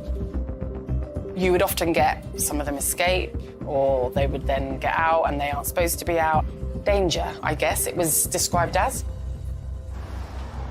Police question the residents of Elderfield to establish their movements on the night of Georgina's murder. There were 4 people that were unaccounted for that night. I think 3 had come back late. Within 24 hours or so, we declared 4 people as suspects from Elderfield House. And we arrested them, searched their rooms, brought them back to the police station, forensically examined them, and then put them through the interview process. After hours of questioning, it soon becomes clear to detectives that 3 of the suspects had clear alibis and are released without charge. But the 4th did not return to Elderfield for 24 hours during the night Georgina was murdered. And his clothing is of particular interest to police. CCTV showed this fluorescent jacket, which was really key. And in our search in Elderfield House, we established that one of the residents who was unaccounted for on the night was wearing a big fluorescent jacket. He had previous convictions for murder or manslaughter. And so he was of particular interest and excitement to the team at that time. But police are able to verify the 4th man's alibi, and he is released without charge. And with no suspect or clear motive, fear begins to escalate across the local community. It's unsettling. It's unknown because the police don't tell you exactly what's happening, especially when they say, well, we haven't found him yet, we're still looking out for him, So where is he? It was quite scary. My family were saying to me, don't go out on your own at night, don't go out to the car park on your own. Definitely makes you change the way you behave, the way you think. For ages, people didn't go to the garden centre. That was really affected by the whole situation, because I just think people thought it was a dangerous area to go to, so they didn't go there. They were getting more and more concerned and worried that this is someone still here then, is it? Are we to believe that this is a stranger or someone that was passing through, just happened to pick the cottage, just happened to find that the door was open, going there, carry out this terrible crime, and then just drive away and leave the area utterly and completely, and that's it? Or is it more likely that the perpetrator is still here amongst us?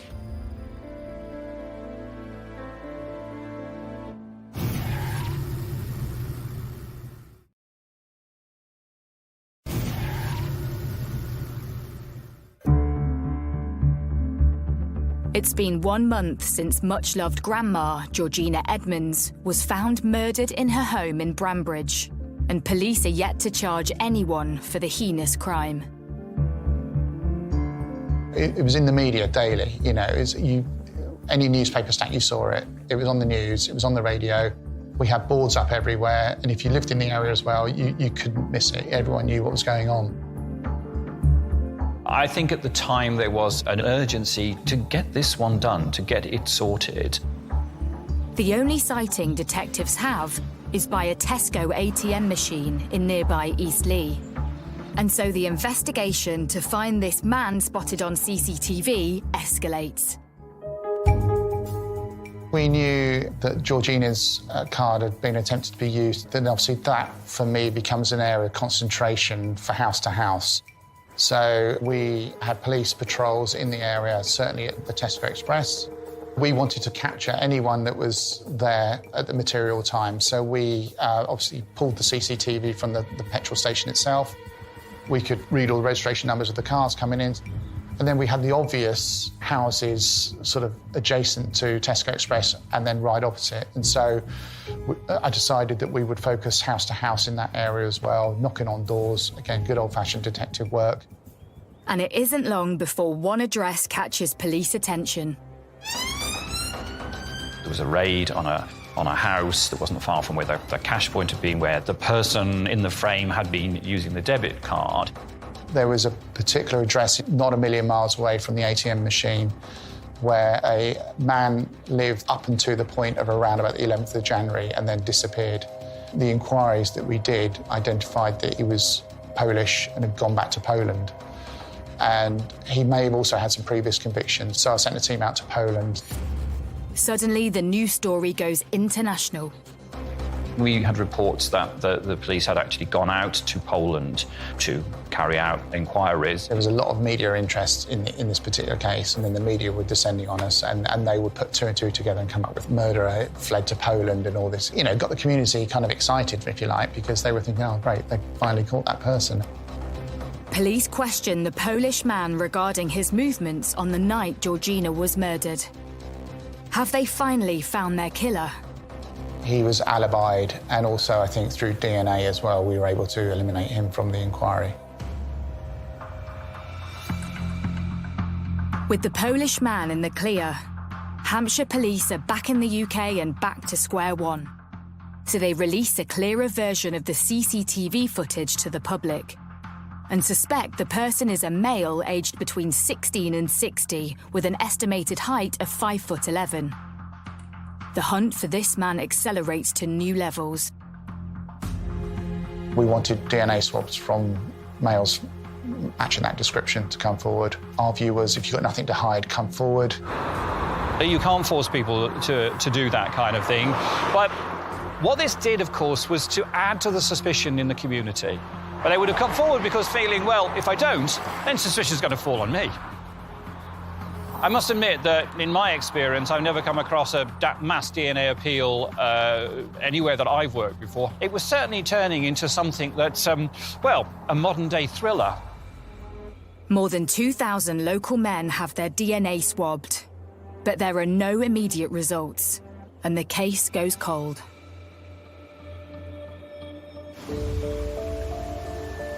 Two and a half years later, and Georgina's killer is still at large. But on the 30th of June, 2010, things take a dramatic turn. An arrest is made. And it's a local man. 31-year-old Matthew Hamlin. We scramble to find out who this man is. He's got a history of violence, and you know he's not a nice guy to know. Matthew Hamlin was known to police. He'd been known for drug usage and also violence in the past. He had a off-on relationship with a local girl. In fact, he'd had an argument with her and resulted hitting her with an ironing board, and she moved out of the home. He had quite a bad drug habit at that time, using cocaine, and we understand he also racked up numerous debts as a result of his drug usage. And so that kind of fitted the profile of somebody high on drugs, desperate, and probably not really thinking what they're doing. You can understand that the police would be interested in him. He used to walk his dog along the riverbank there and would know the area quite well. So he fitted in one of the profiles, shall we say, for the police. But what exactly led to Matthew's arrest? One particularly interesting subject came to them with a couple of bits of evidence. The first was that despite he denying that he had been in the area on that particular day and time, his phone records were showing that he actually was there. This person had a mobile phone, and what we could show was that their phone was bouncing off the same cell mast on the afternoon of the 11th of January. With Hamlin in custody, police waste no time in recording his every word when his mum visits. The other thing is I might have an alibi for it as well. What do you mean? When they first interviewed me, I ain't got a clue where I was. And Sarah got out her diary and she flipped through, looked at the date, and she said, yeah, you was with me. I can speak to Sarah. Yeah. See if she's still going to make that. I think she was trying to be helpful for him. And I guess, you know, if you think about it, you don't want to think your child is responsible for doing such a grave crime. And so I would imagine she was desperate. I haven't spoken to them for ages. I haven't fallen out of them, but I ain't spoken to them. So whether she's still going to say that or not, but I can't remember it. I was off my head all the time. I was drunk. I don't know what I was doing. I don't know where I was 2.5 years ago. I struggled where I was last week. It was quite clear in that recording that he was trying to manufacture an alibi at that time that would take him out of the area at the material time when Georgina was murdered. As well as Hamlin's mobile phone pinging on a nearby mast, linking him to the scene, new evidence comes to light, which police believe is even more conclusive. The other bit was partial DNA that was found on the rolling pin, and also, I believe, on a small part of her clothing. That was a partial match to this particular subject, putting the two together, and he came right to the top. Eventually, the scientists were able to show some components of that mixed profile were 2,600 times more likely to be attributable to Matthew Hamlin. We were fairly confident that Hamlin was responsible. After a manhunt that lasted years, it seems police have finally found their man. And Matthew Hamlin is charged with Georgina's murder. Matthew pleads not guilty, and 10 months later, the trial begins at Winchester Crown Court. You're nervous, you're excited, you've got the victim's family up in the gallery, your QC opens up the case, you hear what's being said, and you sit back and think, that sounds pretty good. You know, if I'm on the jury, I'd be thinking, guilty. The prosecution lay out a mountain of evidence against Matthew Hamlin. And after a 3-month trial, the jury returns with its verdict.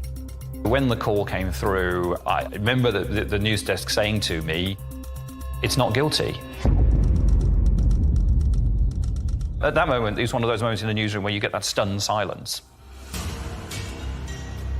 They don't happen that often. So when they do, and when it's such an important case like that, you can't really describe it. It's just a punch in the guts, you know. Yes, professionally, you're disappointed for yourself, you know, and your team, but it's the family, you know, you really feel for. And, you know, you do question, could we have done more, you know? Did we have the wrong person, you know? Is there somebody out there that's done this that we haven't caught? And do you think about the community? The community had lived with this for 4 years. They believed that the monster amongst them had been caught and was now going to get his just desserts. And now it wasn't. And according to the court, he's not the monster at all. Well, who is the monster?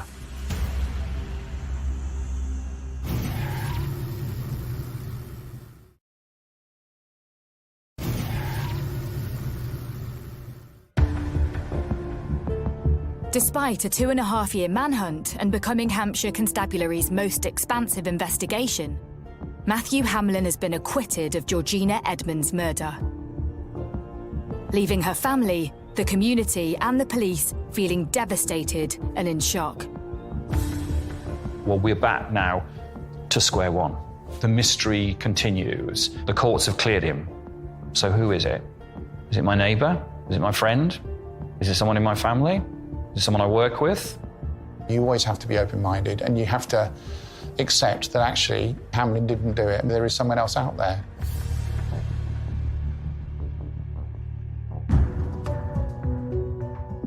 With the case unsolved, the possibility of the killer getting away with murder looms over police. Are the police looking for anyone else? Is the case closed? And the police were quite adamant that the case remained open, that they were carrying on their investigations. So obviously we have a debrief. We'll meet with counsel as well. We'll speak with the family. We will conduct a review of that investigation to see if there were anything we missed, anything we could have done, mainly because so lessons can be learned, because once somebody's been acquitted, that's it. Detectives go back to the drawing board and relook at all the evidence they have collated over the years and examine what went wrong. We spent millions of pounds on this investigation, the most expensive investigations that Hampshire police have ever run, and the forensic budget was through the roof. Beforehand, they had looked for his DNA on the marble rolling pin, but graphically there was so much of Georgina Edmonds' blood on that blurred everything, and they got just a partial sample. And then from another small part of her clothing, where again it was a partial sample. I mean, you're asking a jury to put someone away for life on the grounds of circumstantial evidence and also partial DNA. It's too cloudy, and I think juries can then look at it and say, can I actually send a man away for life on evidence here which is not the strongest? Police spend years looking for new techniques to forensically identify a killer. And they eventually come across a recent form of DNA testing called YSTR. which extracts the male DNA profile from a full DNA profile. It's a simple process, and it's almost sellotape on clothing and points of the body to remove skin cells. So it's fairly early on in the exhibits that we've taken of the left sleeve of Georgina's blouse, which would have had skin cells on there. And so the decision was taken to look at those skin cells and examine them, because we hadn't done so far. We'd done the waistband, but not the sleeve. And then obviously it went for analysis, number crunching, etc. And it came back with a full male profile.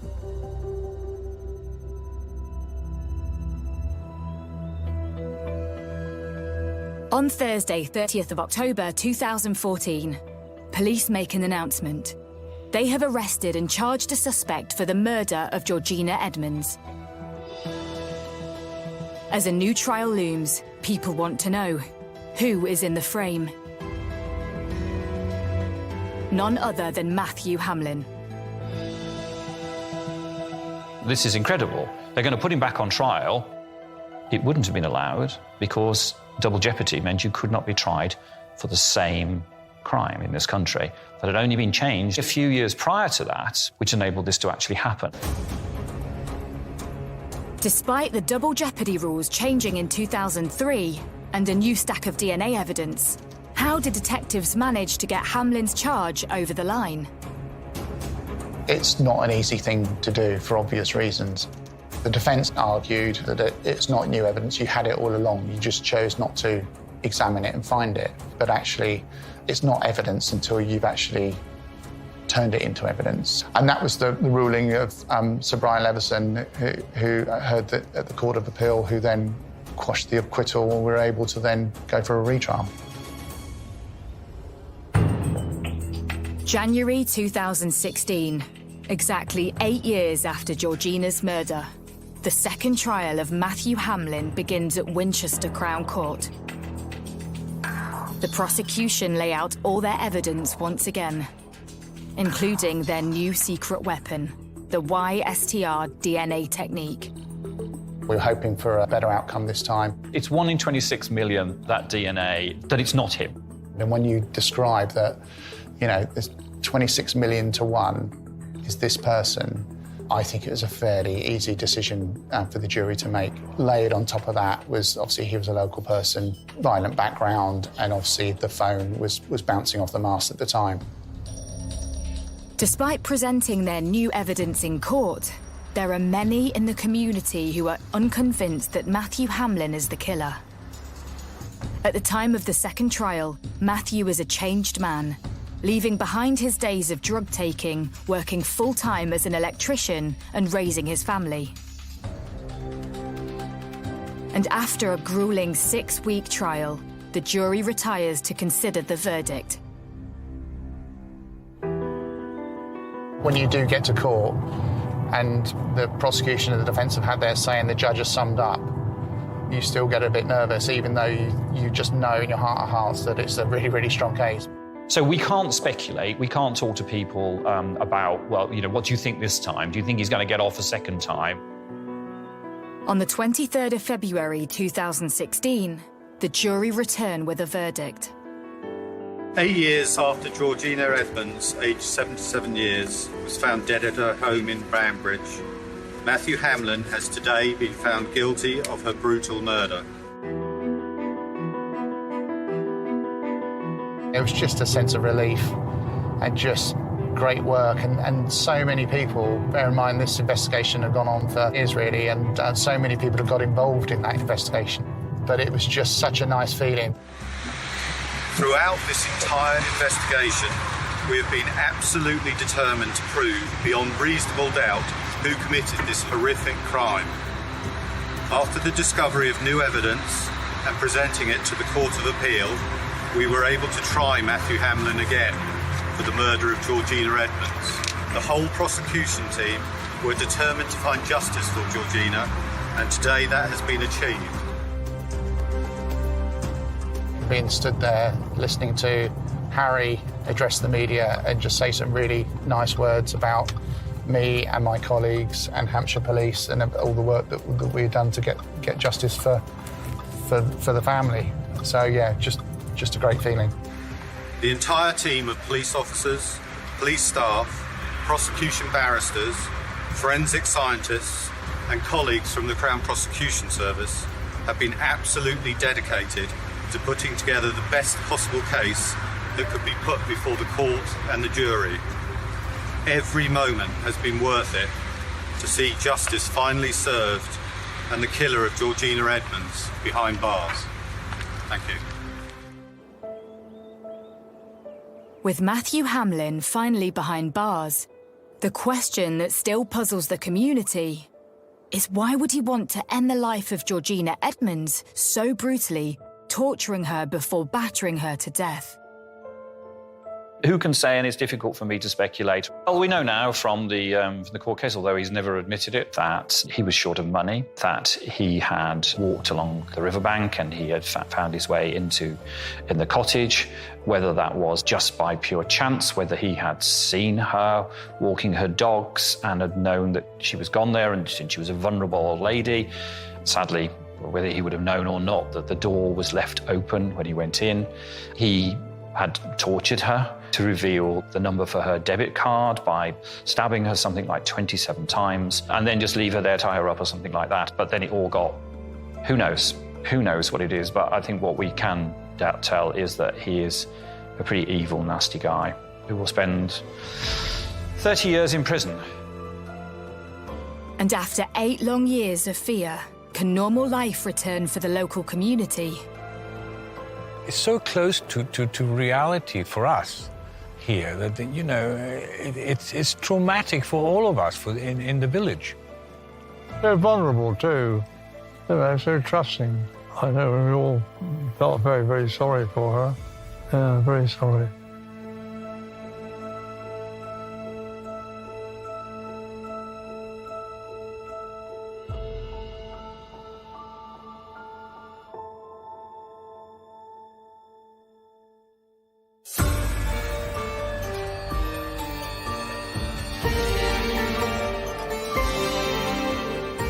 It's Ethan Hunt's toughest choice yet. What's more important, his job or those he cares about most? With out-of-this-world stunts, the BAFTA-nominated Mission Impossible: Dead Reckoning is available now on Sky Cinema.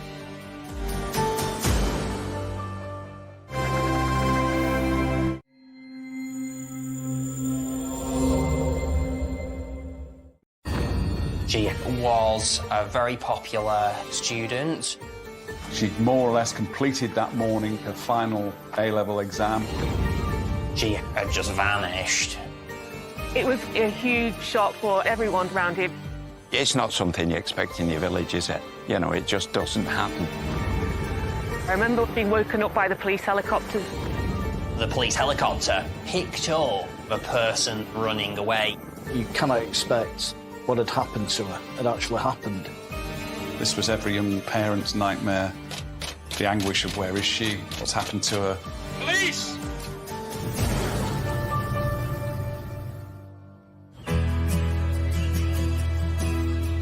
On the outskirts of Wigan lies the quiet and peaceful village of Orrell. Orrell is a really nice place to live. It's pretty quiet. We've got everything we need on our doorstep. We have loads of local shops.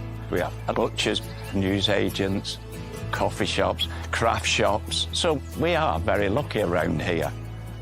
It's a lovely place to live. I'd say it's one of the more affluent parts of Wigan. There's kind of a lot of wine bars and coffee shops. It's the type of place that's quite a close-knit community. There's a lot of families that have been in Orrell for a long time. I grew up round here and it's always been, you know what I mean, a quiet place.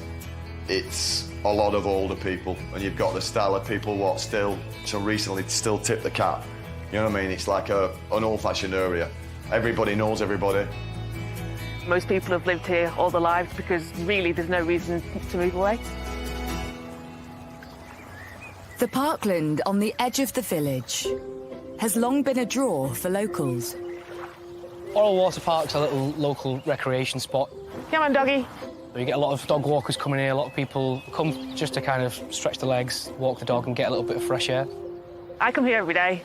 A lot of dog walkers, families, just a nice place to go for change of scenery. I mean, I've got 2 young kids. We take the kids around the park. A lot of people go fishing there.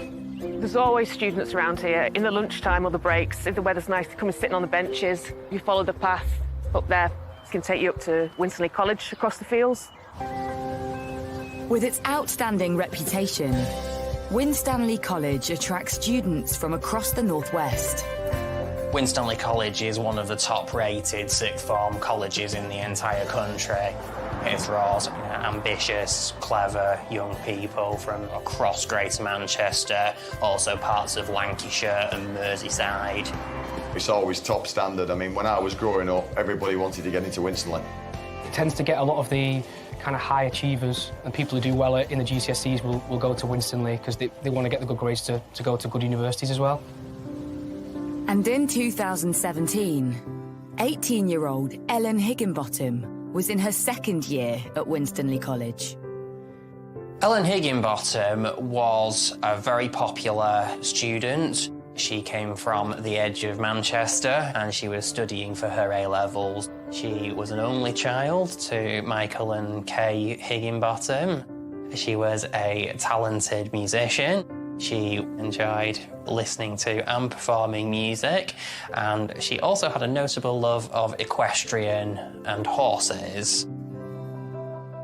Being a teenager at the start of adulthood, Ellen had a large social network around her. She had a big group of friends and was extremely popular with everybody at the college. She also had a very devoted boyfriend. They were clearly in a very close relationship. But life for the young couple was about to change. It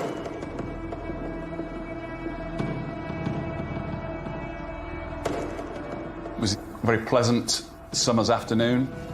Ellen had more or less completed that morning, I think, her final A-level exam. So you can imagine the sort of mood that she and her friends were in, a celebratory mood. Ellen had gone into Winstanley College earlier on in the day, and because of Ellen's age, she was clearly independent. So when her particular exam was done, she went out for a walk, which the students often did. She left the college, walked over the field at the back, and entered into Orrell Water Park. It's a pleasant place to go for an afternoon stroll. Perfectly normal thing to do. You know, she just went about her business. Nothing out of the ordinary whatsoever. Ellen had told her friends she was going for a walk at the water park, then would meet up with them after their exams. But she failed to return to college at the arranged time. With her friends, she was apparently renowned at getting lost. She sent a joking Snapchat message to her friends saying that she'd been here about 15, 20 minutes and was already lost. But as the hours pass and Ellen fails to meet her friends or return home, concern grows. It was becoming clear in the afternoon. She'd not made contact with any friends or family. She'd never been missing before, so it was unusual. Had Ellen wanted some time alone? Had she got lost? Or had she met up with someone to celebrate after her exams? With her disappearance so out of character, her boyfriend organises a search for Ellen across the area. A number of close friends and relatives travelled up to Orrell and actually went up to the streets asking people if they had seen her. Her family conducted their own inquiries and search as you would. They'd be thinking things like, has she fallen and got hurt or something of that nature. News of Ellen's disappearance quickly spreads amongst the local community. Word gets around very quickly and there were scores of messages being posted on social media asking people to look for Ellen. Facebook and Twitter was going off quite a lot. I mean, I'm only a couple of years older than she would be, so there was a lot of people who I knew that actually didn't kind of know her as well. And I can remember when she was missing, everyone being in fear. Young people going missing. It's something that does cause a great deal of concern in the communities. It tends to trigger a bigger response because they tend to be more vulnerable. But as the afternoon turns into evening, there's still no sign of Ellen. By the evening, Ellen's friends and residents in the Orrell area were extremely concerned. It really struck a chord that a young woman of her age had just vanished. When it became clear that they couldn't locate her, that's when police were contacted, which was around about 7:20 in the evening. Her dad rang the police, saying that his daughter hadn't come home from college, hadn't come back at the expected time, and it was extremely out of character. Police take over the search for Ellen, and Detective Superintendent Howard Millington is made the senior investigating officer. There are set what we call golden hour tasks to do. You know, has the person been injured and taken to hospital? So you check with local hospitals, check with family and friends, that kind of thing. Ellen's phone is turned off, but police speak with her friends and discover that they all received the same message from her earlier in the day. What we found, it was a Snapchat-type message sent by Ellen, which geolocated to Orrell Water Park. So we knew at a particular point in the afternoon where she was. With Ellen last known to be in Orrell Water Park just before 2 p.m, police start an intensive search of the area. You cannot expect what had happened to her had actually happened.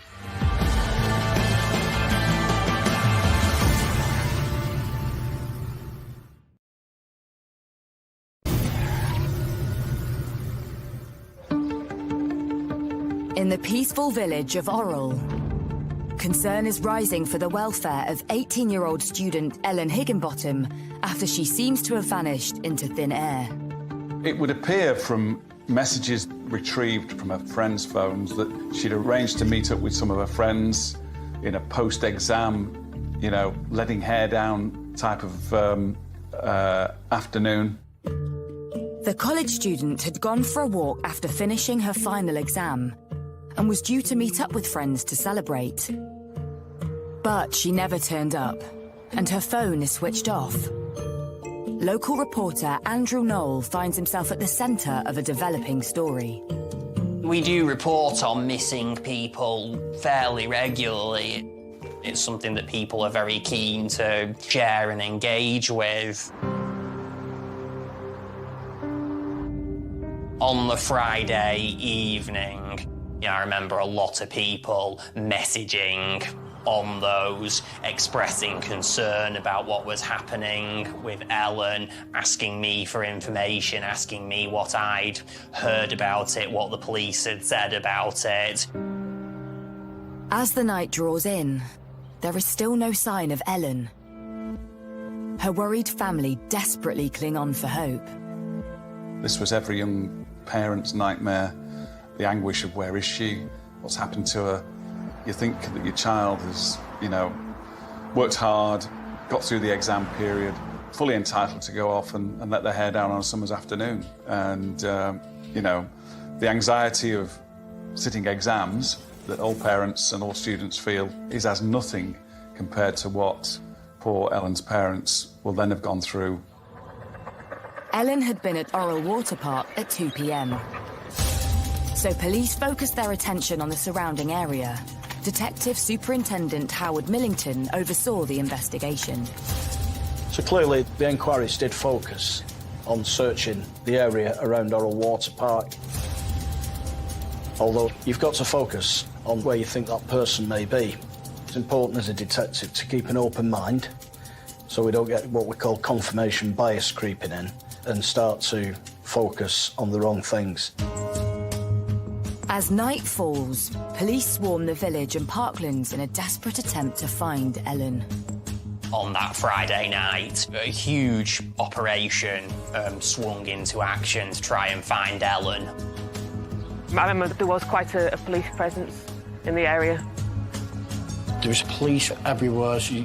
Everyone knew there was something going on, but obviously didn't know exactly what it was. After midnight, the police are left with no option but to take to the skies to search the surrounding fields and parkland. I remember being woken up by the police helicopters in the early hours of the morning.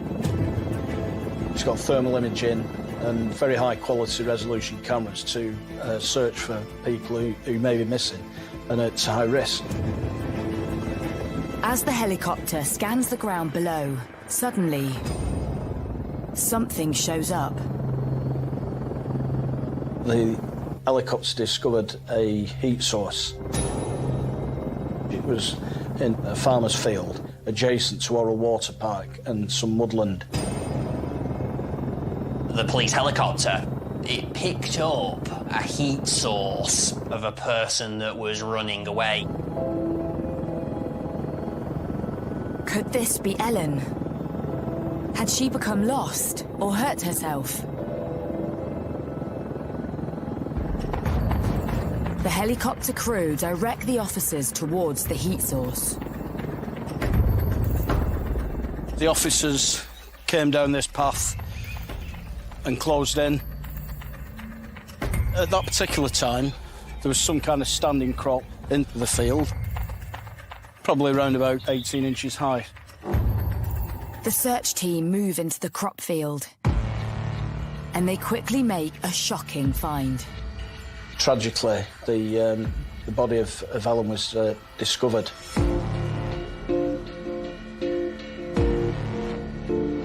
Police seal off the scene, and it's established that the laptop and mobile phone Ellen had with her were missing. Next to her, an abandoned spade is found. I got the call from the night detective around about 2:45 in the morning. From the way it was described to me, I was immediately concerned that it was a case of homicide. On the Saturday morning, Greater Manchester Police had launched a murder probe. And the immediate, urgent appeal for information was to be put out there through the press. Greater Manchester Police are appealing for information after the body of missing student Ellen Higginbottom was found in Orrell Water Park in the early hours of the morning. It was a huge shock for everyone around here because it's just such a quiet place, you know, and there aren't normally bad people about. It's not something you expect in your village, is it? You know, it just doesn't happen until you wake up one morning and some poor girl's lost her life. I mean, I've got kids myself, I've got a little girl myself, and I really was, I mean, all the family was, everybody around here was shocked. It was very scary. You know, I've got grandchildren, and you think that that young girl, what she went through, you know, what she had to deal with in that situation must have been horrendous. It's quite scary for everyone. You know, there's a lot of people walking dogs around here and just using Orrell Water Park, so the fact it was done in broad daylight in such a severe manner, I think, was what kind of shocked people a lot. Since the early hours, Detective Superintendent Howard Millington has been at the scene. Well, clearly, the main community concern is there a potential for another offence? You know, this is a horrific crime. You know, nobody's been yet arrested. What are the police doing about it? Around about 4 o'clock in the morning, I'd actually deployed to the scene. My priority then was making sure that all the evidence that we could preserve at that time had been, and facilitate detailed searches with a view to apprehending the offender as quickly as possible. With the crime scene secured and forensics searching for anything that could catch the killer, this popular beauty spot is suddenly put under the microscope. I came down to Orrell Water Park the morning after Ellen Higginbottom's body had been discovered. It was here the police had a line of tape and an officer was standing there. There was no public access beyond this point. I remember the park actually being fairly quiet for a Saturday morning in the middle of summer. Word had obviously got out. When I came out with the dog in the morning, I saw the police forensics, all the white gear. There was a sense of alarm and numbness, I think, in the area. The murder investigation is ramped up, and police launch an appeal to the public. There wasn't an immediately obvious suspect And so my media strategy was tailored around that. It was to include an appeal for information, to try and identify any as yet unknown witnesses or intelligence, to generate those kind of lines of inquiry. Police need to establish who could have possibly wanted to cause harm to Ellen and why. With her phone and laptop missing, could this have been a robbery gone wrong? Or was it somebody closer to home? I had several working hypotheses. Is this somebody in dispute with Ellen? You know, who'd she been in contact with? Was there anything we didn't know about Ellen that we needed to know? Anybody in conflict with her? Looking at computers belonging to Ellen, her phone. Were there any communications with people we didn't know about? Well, the reality is, stranger attacks are extremely rare. The sad fact is that most people who are victims of homicide are actually killed by somebody who's known to them. Suddenly, Ellen's friends and family are put under scrutiny. The majority of murder victims are known to their killers.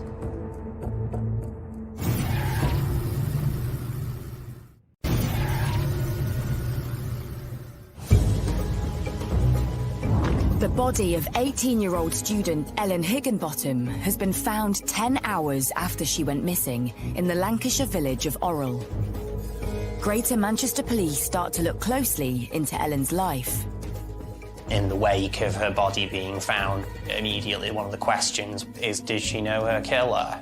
In the vast majority of cases, that is the case. The questions I would be looking for is there anybody who she's been in dispute with or fallen out with? Now, that can be because they're friends or work colleagues or partners, family, anything of that nature. You know, does she have a partner? It transpired she had a boyfriend who'd assisted with the search. Could any of these individuals be involved? With a list of people drawn up by police, everyone closely connected to Ellen is intensively questioned. As a senior investigating officer, you know, keeping an open mind and making sure that every angle is covered is important. So we utilise a strategy called Trace, Investigate and Evaluate, where we look for things like alibis and where people were. And some of these people I was able to rule out as being potentially responsible because their alibi and movements and times showed that they couldn't be involved. Ellen's family, boyfriend and inner circle are ruled out of the investigation completely, which leaves a terrifying prospect. The reality was that this was a stranger who'd committed this horrific crime. With a killer on the loose, the concern in the community grows. I think people were in fear that there's someone kind of walking among us in Orrell that could do something like that. It affected the community pretty badly because there was lots of lone women that used to walk around the park with either the dogs, prams, stuff like that wouldn't go. They wouldn't actually go near the place. The pressure is mounting on police to find those responsible. When it became apparent that this was a stranger, in all likelihood, you know, the responsibility on my shoulders as the SIO, it's so intense. You know, I was in the white heat of the investigation. You know, Greater Manchester Police were resourcing and investigating this as thoroughly as possible to apprehend the very, very dangerous offender.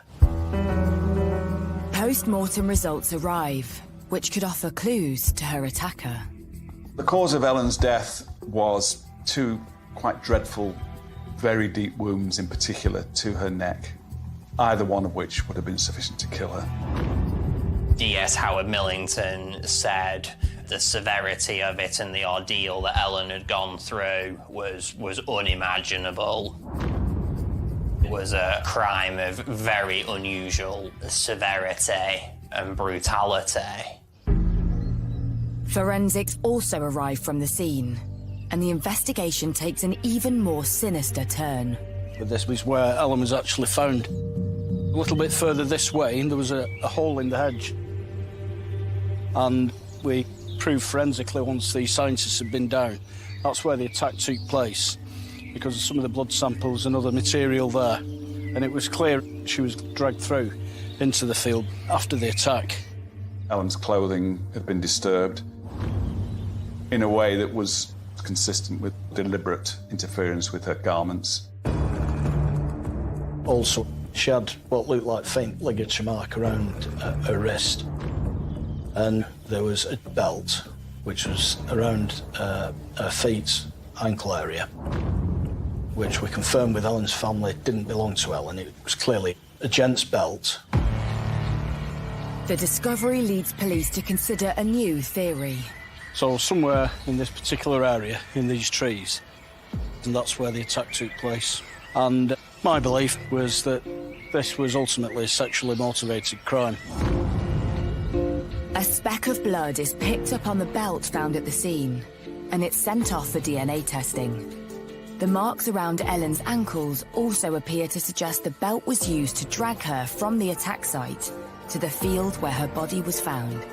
They were, in my view, looking to dispose of the body. There was a spade found nearby. So I think their intentions was to make sure she was buried and not found. Confronted with the latest evidence, police appeal to the community for information, giving out details of Ellen's missing items. The plan works, and they are contacted by a concerned local. A call was received in relation to a man acting strangely in certain circumstances. Ultimately, that led us to a piece of woodland not far away where there was a fire.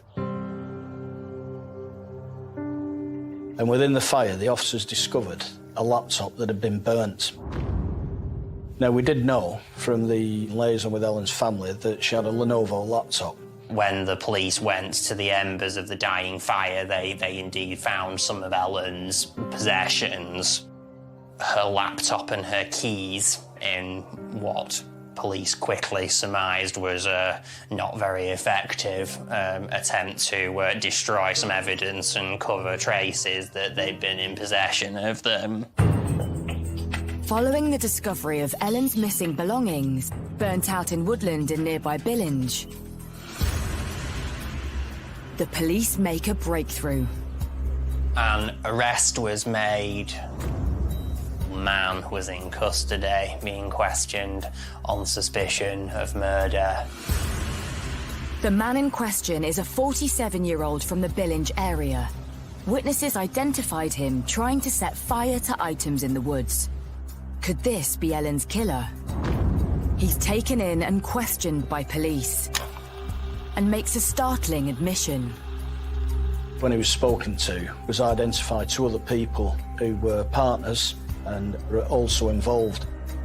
And it transpired that these two individuals, along with the male that was arrested near this fire, had taken possession of Ellen's property, disposed of it.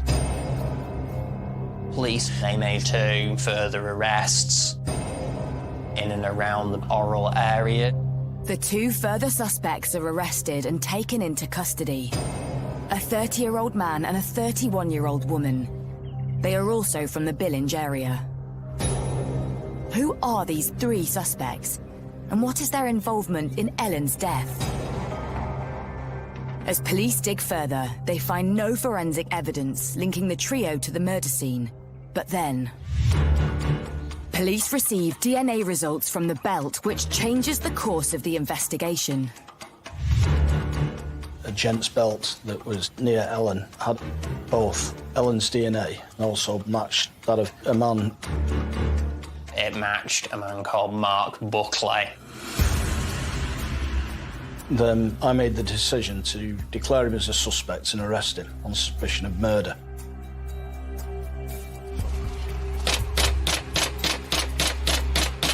Police!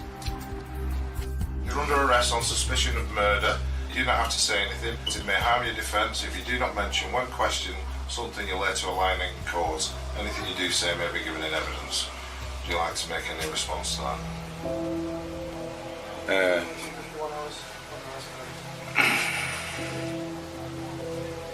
Anything anything to say?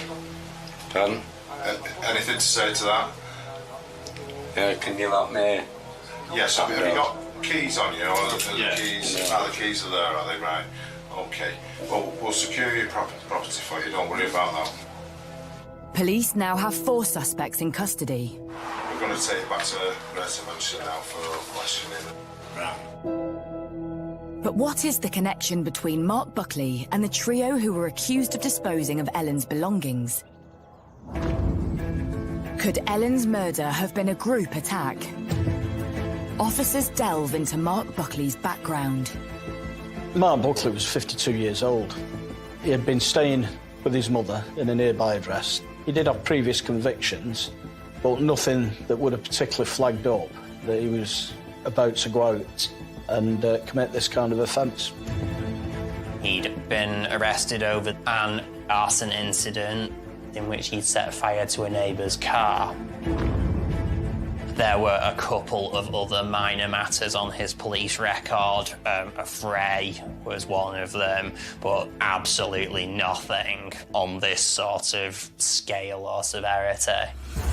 Despite the forensic evidence against him, Mark Buckley denies any involvement with Ellen's murder. But police uncover CCTV evidence, which shows Buckley heading towards Oral Water Park just after 1 p.m. We managed to track some of his movements, and what that did show, he goes out in the early afternoon, and it was very warm on that day. He was wearing quite a heavy coat, long trousers, and he had like a green shopping carrier bag. And as he's going out, that looks fairly empty.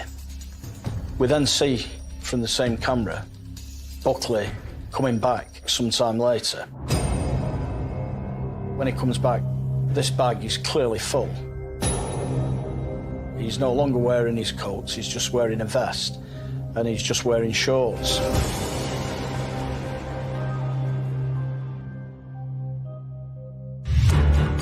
Despite being confronted with video evidence, Buckley continues to deny any involvement in Ellen's murder. But then the other suspects in custody start to speak. Not only do they say they are friends with Buckley, but they describe how they came to have Ellen's possessions. Transpired that Mark Buckley had been to the 3 offenders. He had passed on a rucksack with items including a laptop and keys that he'd stolen from Ellen. He had also sold on her mobile phone to one of them as well. With the evidence against Buckley mounting up, he finally cracks. When he was questioned by detectives, Buckley, in the end, confessed fairly quickly to killing Ellen. Mark Buckley is charged on suspicion of Ellen Higginbottom's murder, while the other 3 suspects are charged with perverting the course of justice in knowingly disposing of evidence. But what actually happened on that fateful summer night when Ellen was killed?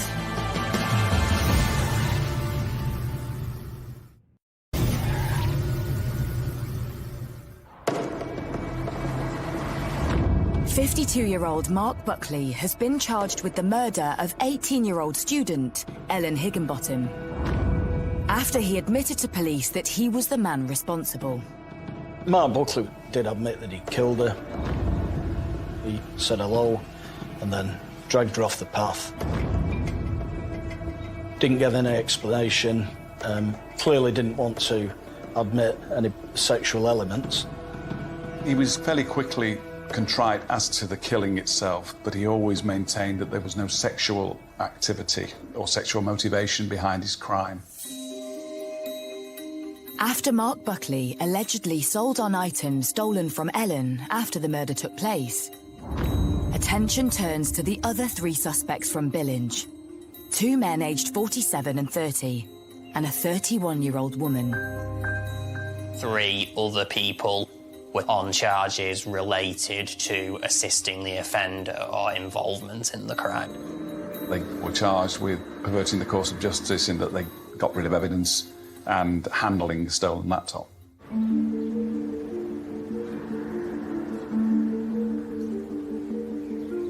3 months after Ellen's murder, Mark Buckley appears at Manchester Crown Court to enter a formal plea. As he arrives in the courtroom, he cuts a subdued figure. We went to the court, you just see somebody coming up the gantry. Yeah, it looked like he put a lot of weight on. He stared straight at me and my partner, and he walked to the front, and basically we heard what he'd done. He showed very little reaction to the brief proceedings. He spoke only to confirm his name and address.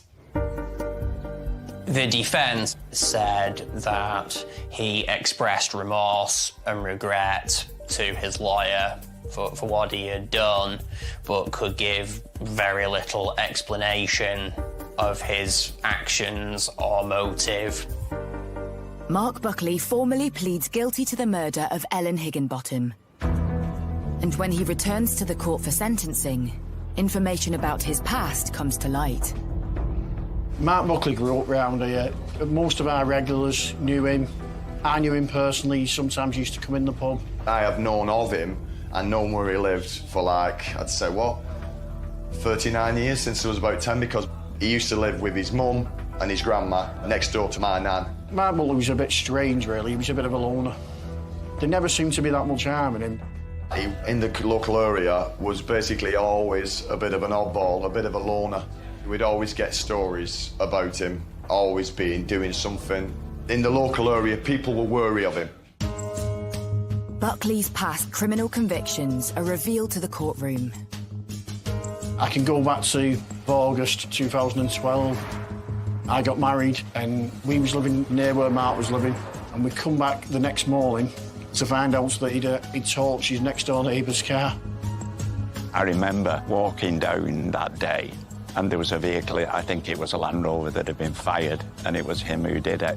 I'd heard that he'd had an argument with some family, to which he basically blew the car up with petrol, etc., and there was actually a crater in the floor where he'd done it.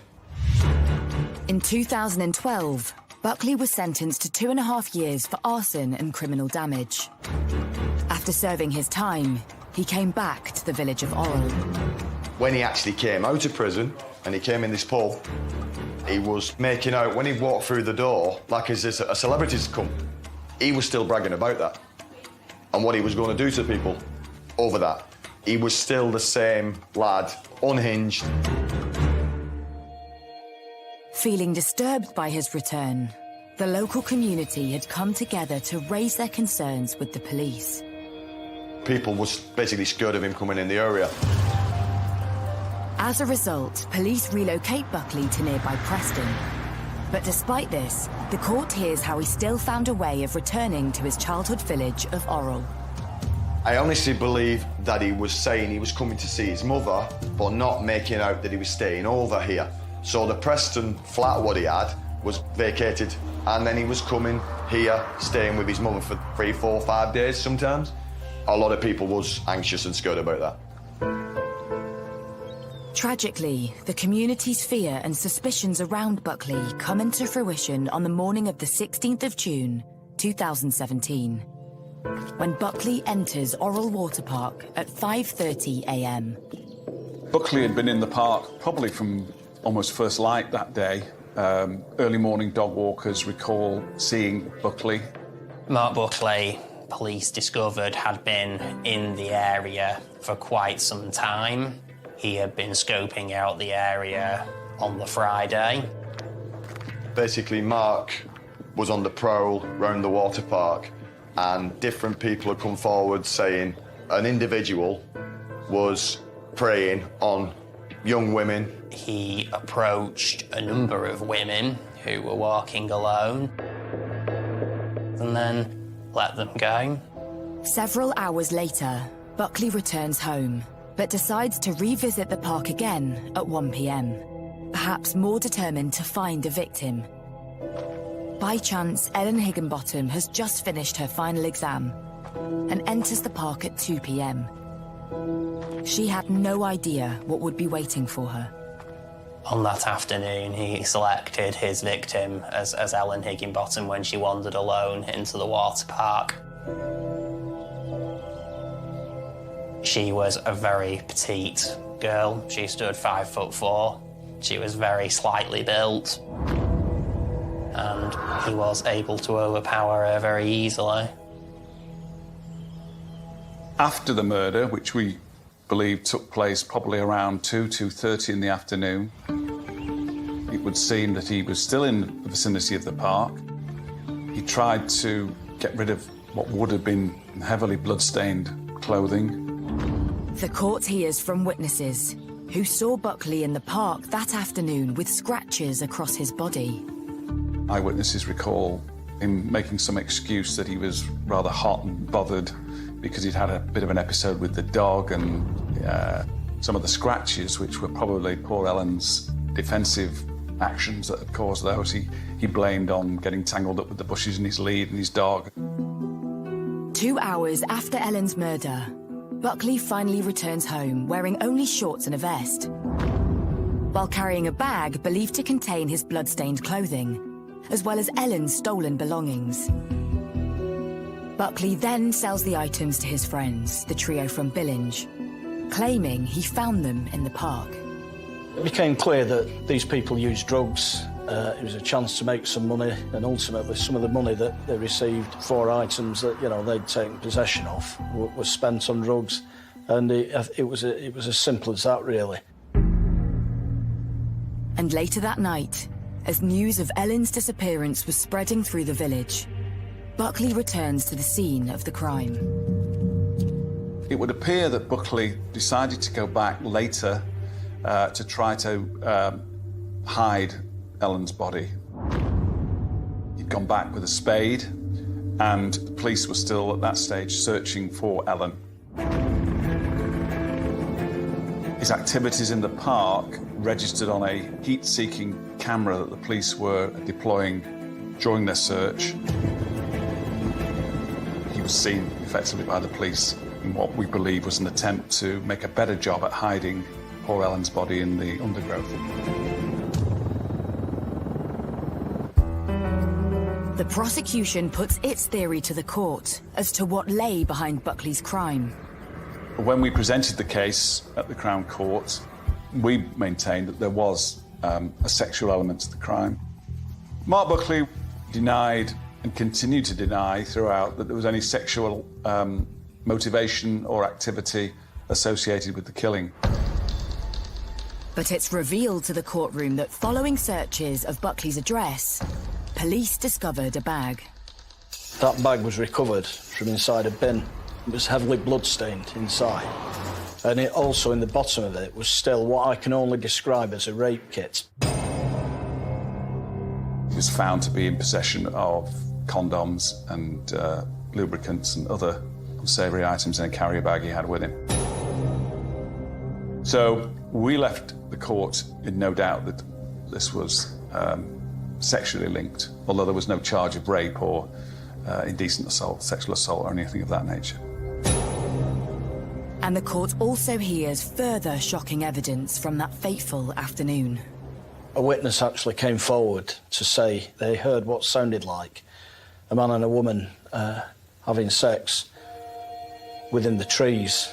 And unbeknown to that particular witness, I'm confident that that was Buckley assaulting Ellen. I'm confident about that because of the time and particularly the location.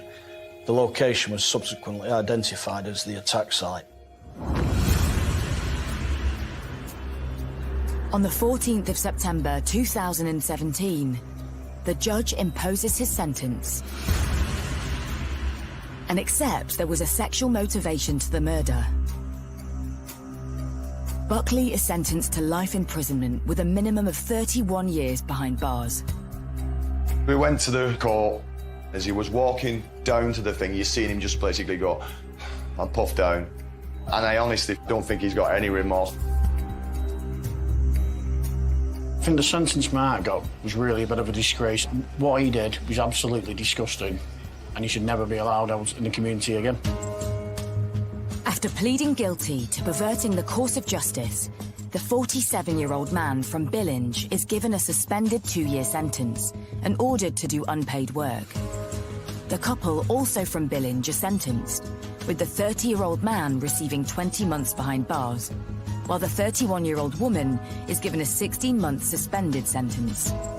It lied to the police, they'll get rid of property and handling stolen goods. And, you know, to behave like that, knowing full well what Buckley had actually done, and still get engaged in that, in destroying evidence and handling Ellen's belongings, is actually pretty despicable in my book. With Mark Buckley now behind bars, the community of Orrell tried to come to terms with what happened on their doorstep. It did change Orrell. It's not just what he's done to the girl. The people going to the college, all her family, all her friends. God knows what that family must have gone through. Really, you know what I mean? It's not, you have kids and basically the kids bury you. You don't bury your kids, you know what I mean? I recall Mike and Kay being relieved, I think, not pleased. I think they were satisfied that Ellen's killer had been brought to justice. And in the centre of Orrell sits a lasting memory to the popular student who once had her whole life ahead of her. The community, after Ellen Higginbottom's death, came together and created a garden. It pays tribute to Ellen, her love of nature and animals, and there is a little library contained within it as well, where people can just leave spare books and can take books as well, which I think it was felt would be fitting to someone who loved her studies and would clearly have probably gone on to university and then a professional career of some kind.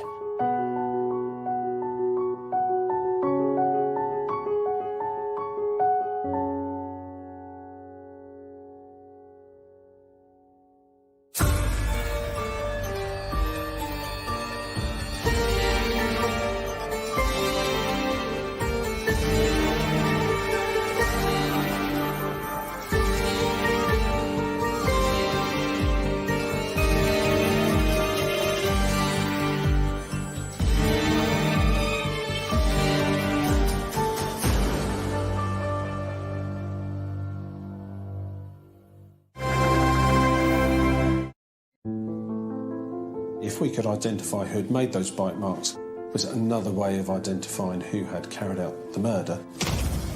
You just couldn't take it in, because something like that doesn't happen to you, and especially in Dereham. He had no remorse, he was just pure evil. In April 2008, an ambulance was called to a flat in Dereham, where the paramedics found the body of a woman with stab wounds and bite marks to her face and chin. What began as a simple murder case turned into one of the most challenging investigations that Norfolk police had ever dealt with.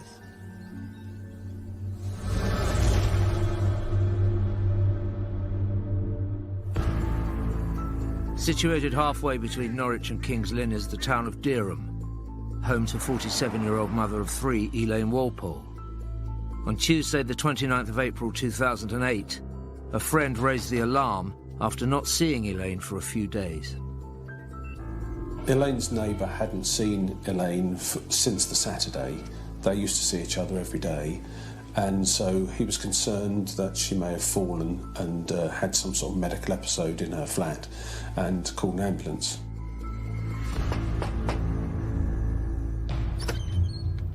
Paramedics had forced their way into the property, where they saw Elaine dead on the floor. DCI Fry of Norfolk Police's major investigation team took over the case the following day and went straight to the flat. The scene was really quite chaotic. There were smashed plates and things strewn all over the floor. Some of the contents of drawers that had been pulled out and the fronts broken off. It was really very untidy. DCI Fry needed to quickly establish what had gone on. It was a case of door-to-door inquiries. Intelligence needed to be gathered around what we knew about Elaine, what we knew about any of her family and friends. Anything that had been happening in that particular area of Dereham. Had there been a spate of burglaries going on that she might have disturbed someone? Just a general gathering of intelligence that may assist the inquiry. While police were making inquiries, the forensic team at the crime scene were building up a picture of events leading up to Elaine's murder. The state of the crime scene, to me, does suggest that there was some sort of altercation, fight, argument. But it does seem to go beyond what would have occurred just as a result of a struggle.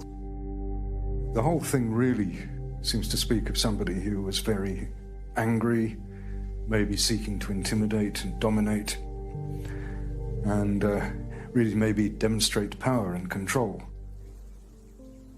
The residents of peaceful and picturesque Dereham were oblivious to what had happened. Dereham is a good place to live. It's at the very heart of one of the loveliest counties in the country, Norfolk. So it's surrounded by beautiful countryside. And it's a place where you can get to know people and be known. Dereham's a fairly tight-knit community. Everybody gets on with everybody, I think. Quite a lot of us know what everybody else is doing. Not always for the good. But generally, yeah, it's a pretty good community spirit around Dereham. People look after each other. Police quickly established that Elaine had family living locally. Unfortunately, they were about to receive some devastating news. I was at home with my children when I got a phone call to say my mum had died. It didn't seem real. I just felt numb. After I got the phone call, I phoned my sister. She was at work. My sister called my manager and asked me to call her back immediately. It was really urgent. At that time, I didn't know what was going on, so I called my sister as quickly as I could. She told me that Mum had died, and that's all we knew. We didn't know how, we didn't know when, we didn't know why. We just knew that she was dead. I first heard of my sister's death in the bank in Dereham. Everything was going through my head because you don't want to believe it. We all went round to my Auntie Jackie's to see if anyone could shed any light on what had happened, because at that point no one told us anything. The police didn't tell us anything. No one told us what was going on. We sort of had to use our imagination, I guess, and try and work out what had happened. So that was quite difficult. Until a post-mortem was carried out, police couldn't be certain about Elaine's cause of death. All they had to go on so far was what they had found at the scene. Elaine lay with her head in the kitchen, and there's a pool of blood around her head. She was naked from the waist down, and she had several stab wounds, including one that went through her neck. There were some what looked like perfectly round circular marks, one on her right cheek and one on her chin. And initially I thought possibly she'd been hit with the bottom of a beer bottle with that slight stippling. Police needed to identify the mystery marks, a clue that could lead to the killer. I've been to probably between 50 and 70 scenes where there has been an unexplained or suspicious death. And you know, they can be extremely upsetting, but you focus on the job and really put it out of your mind, because you know it's a job to do. Initially, with the examination of the scene, it was unclear how Elaine had died. It was rated as an unexplained death. The following morning, when the post-mortem examination results came through, which showed that she had 3 stab wounds and about 50 other injuries, including the 2 unexplained injuries on her cheek and her chin, I upgraded it to suspicious death. Suspicious death was a term police used for probable murder. It was time to share this news with her family. When we found out that my mum had been stabbed, me and my family, we just couldn't believe it. We were shocked. Couldn't believe it at all. Devastated, shocked. I was just unreal, really. You just couldn't take it in, because something like that doesn't happen to you, and especially in Dereham. You know, we were just Oh, totally in shock. The investigation team needed to look further into evidence found at the crime scene for clues that would lead them to Elaine's killer. A knife was found on an arm of the sofa near to where Elaine lay that was identified as the knife that had been used to stab her. There was a broken bottle on the floor in the lounge that revealed a fingerprint. There were some boxer shorts still on the floor there, and a receipt from where she'd been to the shop the previous Saturday. That led to an inquiry to go and find out what she'd bought.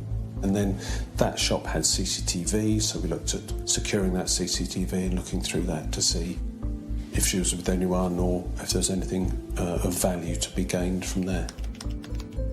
Accessing the shop's CCTV footage and identifying the fingerprint would take a while, so the police looked further into Elaine's life. Elaine had a son and 2 daughters. All of them lived in the Dereham area. Clearly a close bond between them, and she obviously looked forward to their visits. Elaine was born in Hackney in London in 1960 and moved to Dereham aged 19 in the late 70s. She got told she couldn't have children, but later on she found out that she was due to have twins, and obviously she was ecstatic, really. You know, we was all happy for her. And then she had twin girls, and then she went on to have a little boy. I used to go and visit my mum every Friday with my nan and my children, and on the Friday before she died, she was laughing around with the children, dancing and singing with them. My mum was quite a private person. She didn't have many friends. One of her friends was her neighbour, and he used to visit her as well. Essentially, she lived quite an isolated life. Her family visited her regularly, and she had a routine of going to the shop every day and then returning home and spending most of the day on her own or in the company of a neighbour or whatever in her own flat. It was clear to police that the person who saw Elaine most regularly was the neighbour that had reported her missing. When we first found out what had happened to Mum, we all assumed it was her neighbour because she'd had run-ins with him in the past. So we all had automatically assumed it was him. A planned arrest was made on the neighbour to try to either eliminate him from the investigation or see whether he was actually responsible. That gave the opportunity to do a proper search of his flat, recover his clothing to see if there was any transfer of bodily fluids. Having arrested the neighbour, he was interviewed and he was able to give an account of his movements from the last sighting of Elaine right through till the Tuesday, which we followed up on. And it was clear within a few hours that it was unlikely that he was actually involved in her murder, and therefore he was bailed so that we could focus our resources elsewhere. One day into the inquiry, it was clear that Elaine Walpole's neighbour was innocent, leaving the police with no suspects. Without a concrete lead, finding her killer was some way off.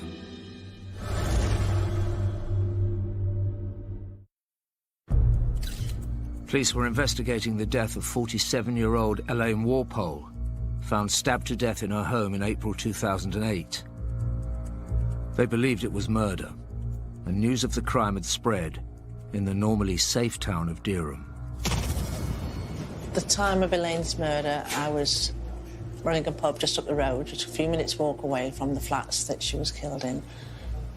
It was a big shock to everybody. Things like that don't seem to happen around here. It was a shock.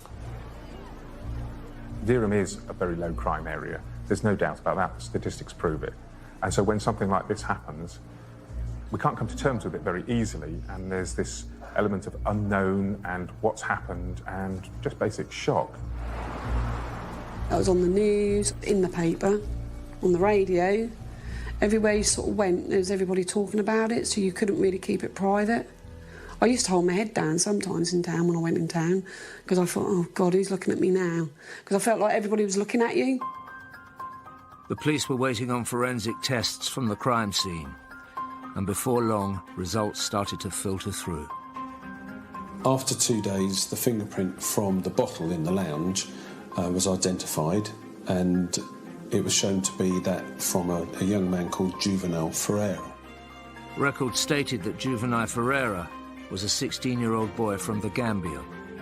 The problem was the fingerprint was on a bottle, which is a movable item, and therefore, conceivably, he may have been into a shop, picked a bottle up, put it back down again, then Elaine gone in later, selected the bottle and taken it back to her flat.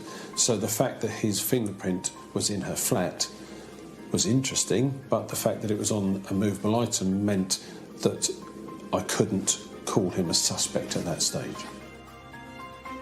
Police had also discovered a shop receipt from 3 days before Elaine's body was found and had been waiting for access to the corresponding CCTV. The receipt found in Elaine's lounge identified a purchase in a local shop around about 4 o'clock this afternoon, and by looking at the CCTV we identified that she was in the shop with Juvenile Ferreira. A clear image of him on the CCTV, facially and from behind, clearly with Elaine, selecting some alcohol and then leaving with her. So with the images of Ferreira in the shop and the fingerprint in Elaine's flat, he was obviously becoming of greater interest, but not necessarily enough to be technically called a suspect. It was time to investigate Juvenile Ferreira further. Police National Computer is a tool that police officers use every day. If they suspect a car to have been stolen, they will check that on the computer. If they stop someone for some reason, they will check on the Police National Computer. If that person's wanted, it will be logged on there, and their criminal history is also logged on the computer, so they will know what those sort of people have been up to. Ferreira was showing up on the Police National Computer as having been arrested a few hours after he was spotted on the shop's CCTV footage with Elaine.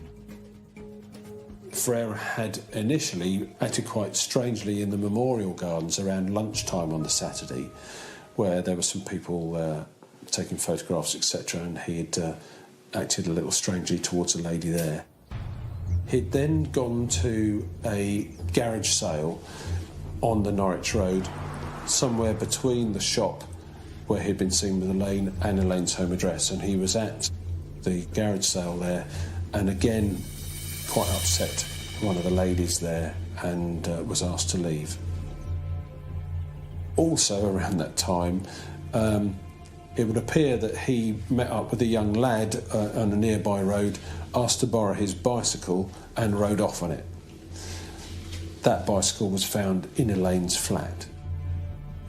After stealing the bike, Juvenile Ferreira was spotted at around 4 p.m. on the CCTV with Elaine, and he continued to cause disturbances in Dereham that evening. He went into the centre of town, where his behaviour became quite odd. He was leering through a window at a young girl there. He lay on the bonnet of a car and was acting very strangely. Several different young couples were concerned at the way he was behaving. And then he went into a supermarket, grabbed, I think, a bottle of wine and ran out of the supermarket. And it was as he was running away, he was rugby tackled to the ground by a member of the public who happened to be someone from a nearby army base. The police arrested Ferreira and took him to the police station, where he was found to be really quite inebriated, unfit for interview, and so he was searched and put into a cell overnight. He was found to have no underwear on, but he was basically laid down for the night to sober up, and then he was interviewed the following morning about the theft from the supermarket and his conduct in the centre of Dereham. Before Ferreira's release, Ferreira's fingerprints and DNA were taken. 2 days later, Elaine's dead body had been found. At that point, we didn't know exactly when Elaine had died. We didn't know that Ferreira was actually responsible for that. We knew he was involved in this fracas in Dereham, but there were still many questions left to be answered and a lot of detail to be found.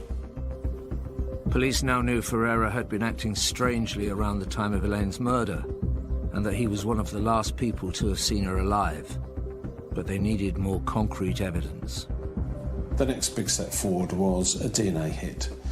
Swabs taken from Elaine's body had been sent to the forensic laboratory, and semen from juvenile Ferreira was found on those swabs. A clear link between the incident and juvenile Ferreira, and he was now a suspect.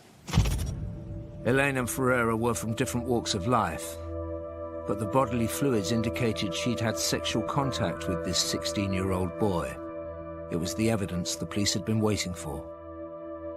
So now we had DNA from Ferreira on Elaine, and putting that together with the fingerprint, the CCTV image of her with him, he became the main suspect, and he was put on the police national computer as a wanted person. Juvenile Ferreira's elevated status meant that all UK police forces were on red alert, ready to seize him should they come into contact with him. Almost simultaneously to the DNA hit coming through, we received a phone call from Hertfordshire Police. They had stopped juvenile Ferreira in Hoddesdon, and I was able to tell them to arrest him and take him back to the police station. Back at the station, police began to piece together his movements after causing mayhem in Norfolk 11 days earlier. Having been released from the police station in Dereham, he'd returned home, and then the following morning he'd made his way to London, where he'd tried to get on to the Eurostar. Just a day after he was seen with Elaine, Ferreira had tried to flee the country. He wasn't allowed to get on because his papers only allowed him entry to the UK and not to the Eurozone as a whole. And he then made his way to Hoddesdon in Hertfordshire. In Hertfordshire, Ferreira had shoplifted, got into fights and robbed people, revealing a picture of a youth out of control. He had been in and out of police custody, beginning on Saturday the 26th of April, the day of Elaine Walpole's suspected murder. Finally, the net was closing in on the police's prime suspect in Elaine Walpole's horrific murder. In Norfolk, all the evidence in Elaine Walpole's murder was pointed to one man, and the police were desperate to talk to him. Elaine had been found naked from the waist down, with multiple injuries, and juvenile Ferreira, aged 16, was the young man police had arrested for her murder, but not yet charged. Following Ferreira's arrest, I arranged for a search of his home address to be carried out, and in his bedroom, several items that linked him to Elaine's murder were found. A purse belonging to Elaine was found there, a SIM card and a phone, and there was a pair of boots with a blood stain on it, and that was later found to be Elaine's blood. He was represented in the interviews and basically said very little. I remember the interviewing sergeant saying to me that he was very surprised Ferreira seemed a lot older. But we carried on with the interviews. He said very little, and then gradually, as we gathered all the different evidence together, the property found, there was his DNA, I was in a position to approach the CPS and ask to charge him with murder. The CPS agreed, and on the 10th of May 2008, 11 days after Elaine Walpole's body had been found, juvenile Ferreira was charged. Juvenile Ferreira was charged with murder, but as a juvenile, he had to be treated differently. He was kept in a different prison, and if convicted, would be subject to different term of imprisonment. Roughly a third of that he'd be expected as an adult. Well, when we got told by the police that they'd caught someone, obviously we were, I don't know, we were sort of like, your mind's all over the place, because obviously you're happy that someone's been caught, but Obviously, we wanted to know who it was and why. So obviously, it was all in sort of like mixed emotions, really. Ferreira was held on remand at Feltham Young Offenders Institute while police continued investigating him, discovering that he'd moved to Durham from the Gambia in 2007. But confirming Ferreira's age was proving to be difficult. We still had our suspicions that Ferreira was older than he was actually saying. Inquiries in the Gambia with the Attorney General indicated that travel documents could be obtained just by saying what your date of birth is without any evidence, and therefore they weren't a real true reflection of someone's date of birth. Ferreira's mother, who had moved to England, wanted to take him from the Gambia back to England and therefore had applied for his travel documents stating a date of birth that made him at that time under 16 and a dependent.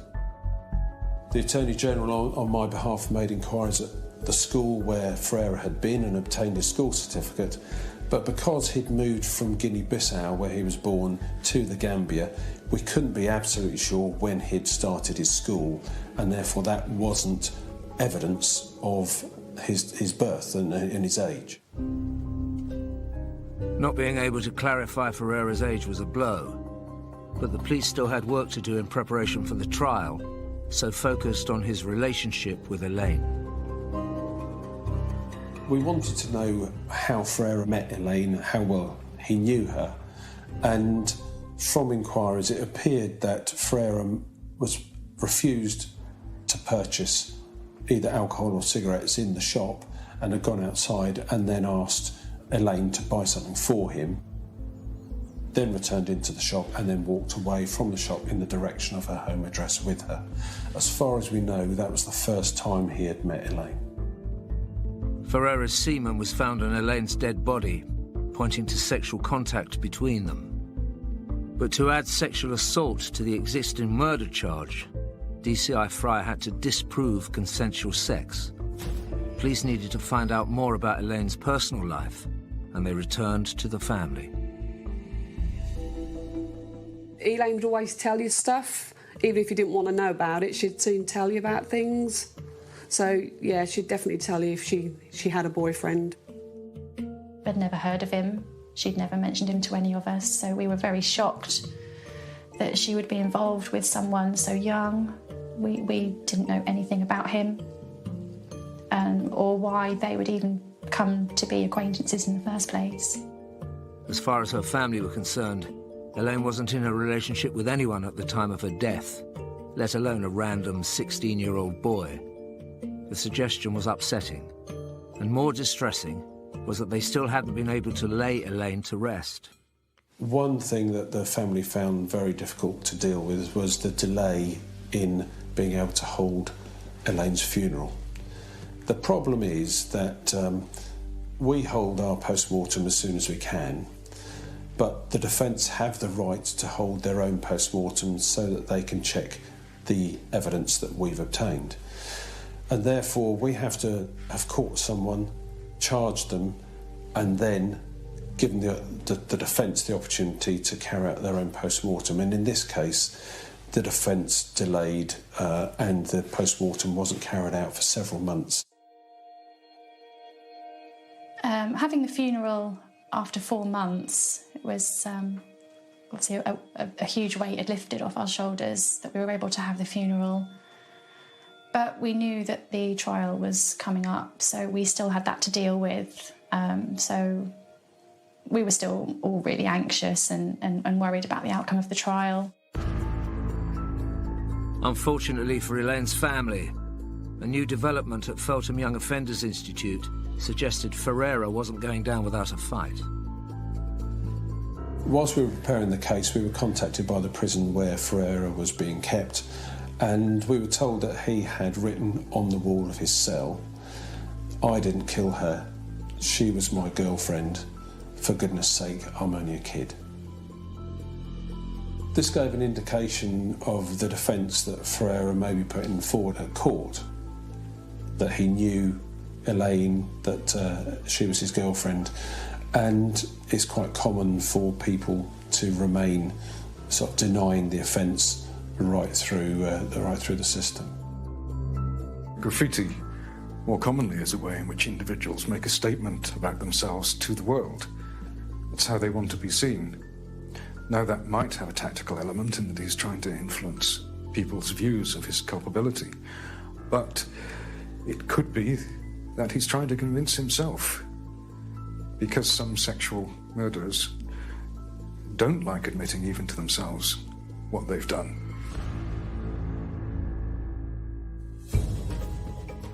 Police now had to prove that Elaine and Ferreira were not in a relationship as he claimed, and that a violent sexual assault had taken place.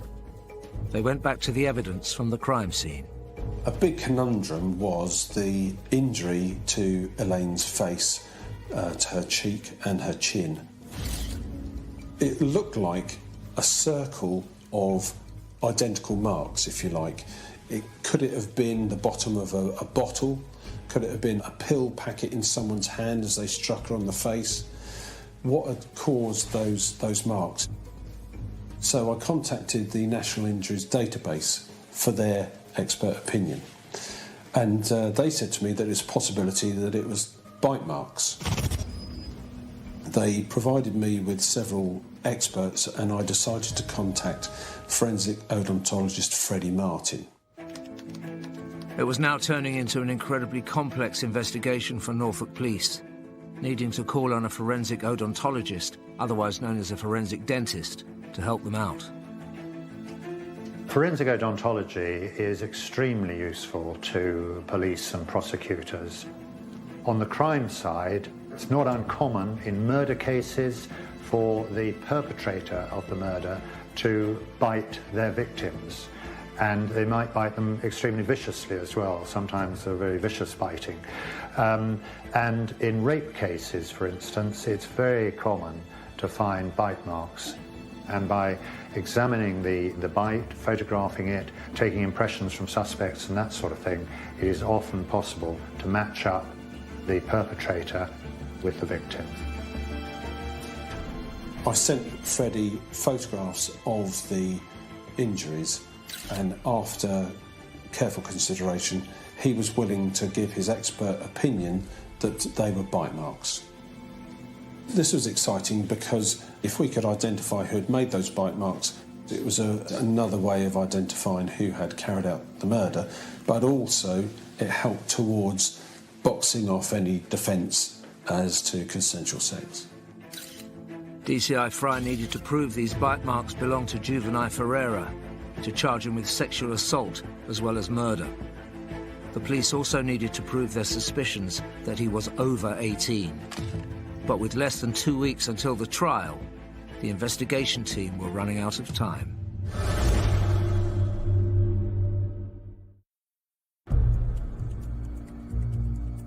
Police in Dereham had been investigating the death of Elaine Walpole, stabbed to death in her Norfolk home in 2008. They had charged 16-year-old juvenile Ferreira with murder and were keen to add a sexual assault charge after his DNA was found on her body.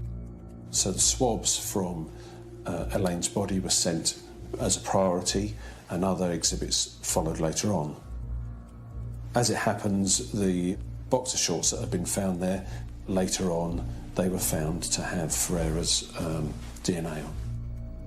With only 2 weeks until the trial, the police had a limited amount of time to prove that bite marks found on Elaine's body had been inflicted by Ferreira. In order to prove that he had created the bites, we would need teeth impressions, and the problem with that is that they're classed as intimate samples and they can't be taken other than with the consent of the person. And when we approached Ferreira's solicitor, he refused.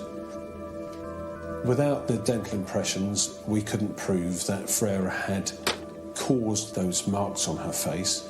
However, we would be able to bring it to the attention of the court that Ferreira had refused, and therefore an adverse inference could be made against Ferreira in the subsequent trial.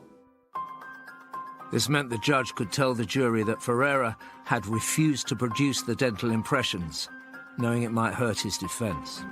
The solicitor rang CPS on the Thursday before the trial and said that they would give permission, clearly in order to stop any adverse inference being made. The police had just one working day before the trial to get the evidence they needed from juvenile Ferreira. I rang the odontologist and he said that he'd get onto it straight away. He went to the prison the next day, obtained the teeth impressions, worked on them over the weekend, and by the Monday he had positive proof that the bite marks were made by juvenile Ferreira biting Elaine on her face and on her chin. The new evidence meant that 16-year-old juvenile Ferreira stood trial charged with both the murder and rape of Elaine Walpole, with the police confident she had never had consensual sex with him.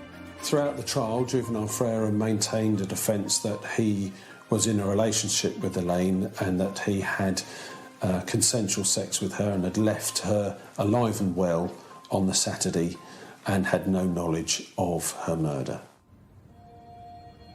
This was clearly upsetting for the family, him suggesting that he was in a relationship with her, which they didn't believe at all, and it was really the only way he had to go to try and explain the sexual element to the offence.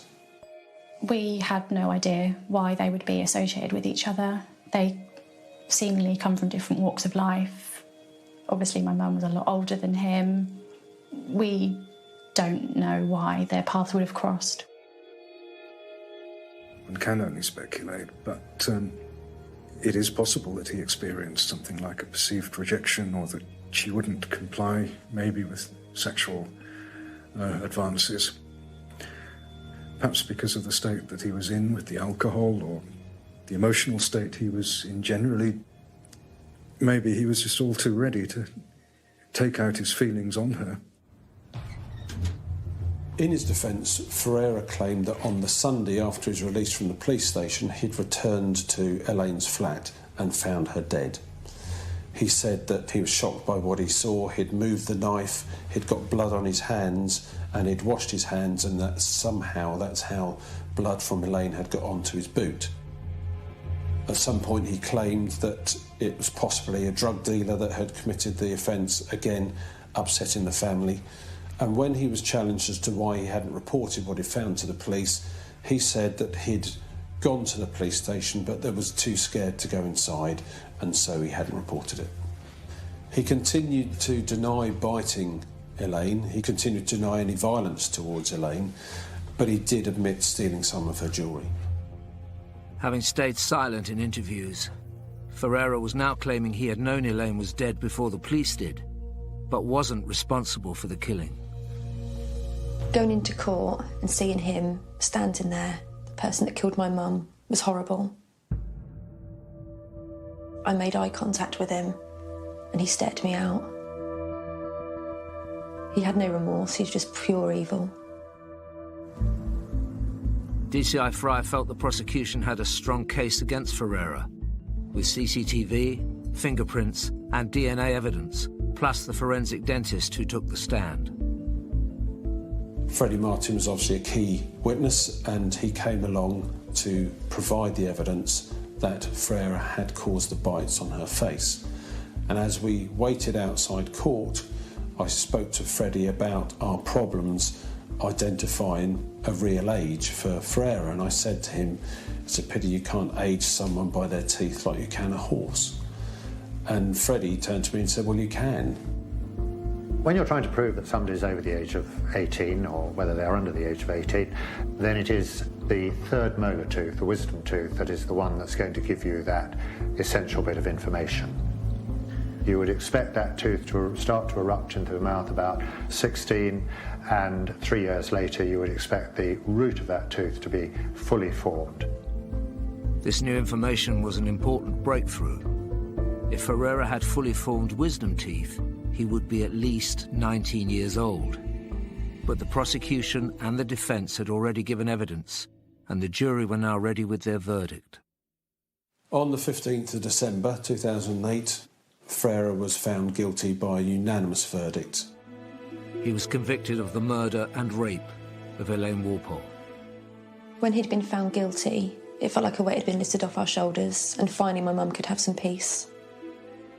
It was at this point, if he had been sentenced as a juvenile, he would have got a third of the sentence that he would as an adult. And this was the point where we approached the judge through the barrister to ask for more time to prove Ferreira's true age. A conviction for murder and rape would have meant just 8 years in prison if Ferreira was sentenced as a juvenile. After the guilty verdict, we then got told that it would be adjourned until further investigation on his age, and we were relieved that they were actually going to sort out his age and so that he would get the sentence he deserved. As x-rays of Ferreira's teeth had recently been taken to prove he'd bitten Elaine, the police already had the medical records they needed to analyse. Freddie Martin, the forensic odontologist, went to work on the x-rays of Ferreira's teeth to try and prove exactly how old he was. The really crushing news was that, in fact, he had a deformity in his teeth and the last set of molars weren't even there, and he couldn't prove through his teeth how old Ferreira was. There are certain abnormalities that can occur with the development of the third molar tooth. The roots can become fused. It may have a high degree of a curve on the end of the root. It may not fully form, and then it makes it difficult for the forensic odontologist to actually use that third molar tooth as a method of age assessment of that individual. The news was terrible, really. We'd really hoped that that would be the final thing to show how old he was, and it had been ripped away from us. And we were up against the clock. We had to get some sort of evidence to prove his age before he was due to come back for sentencing. I talked it through with Freddie, and he said, well, there are other ways of proving someone's age. There are different bones in the body that develop at different stages. The wrists, for instance, the bones in the clavicle, through the sternum. But he said he wasn't really the right expert to do that.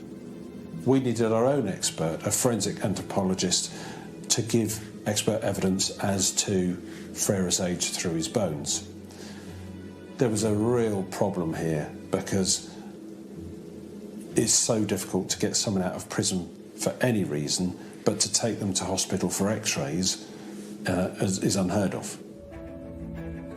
It was another race against time, as police went about trying to arrange further x-rays of Ferreira, now a convicted murderer. Ferreira's defence were also making things difficult for the investigation. The defence demanded that their expert be present when the x-rays were taken, but the prison said that no one was allowed to know where the procedure would take place beforehand, and therefore we had to arrange for the defence expert to be picked up by police officers and taken to an unknown location to be present as the x-rays were taken. The prison sent him along attached to the biggest prison officer you've ever seen. There was no way that they wanted any chance for him to escape. X-rays were taken of Ferreira's body, which DCI Fry immediately sent to their forensic anthropologist to analyse.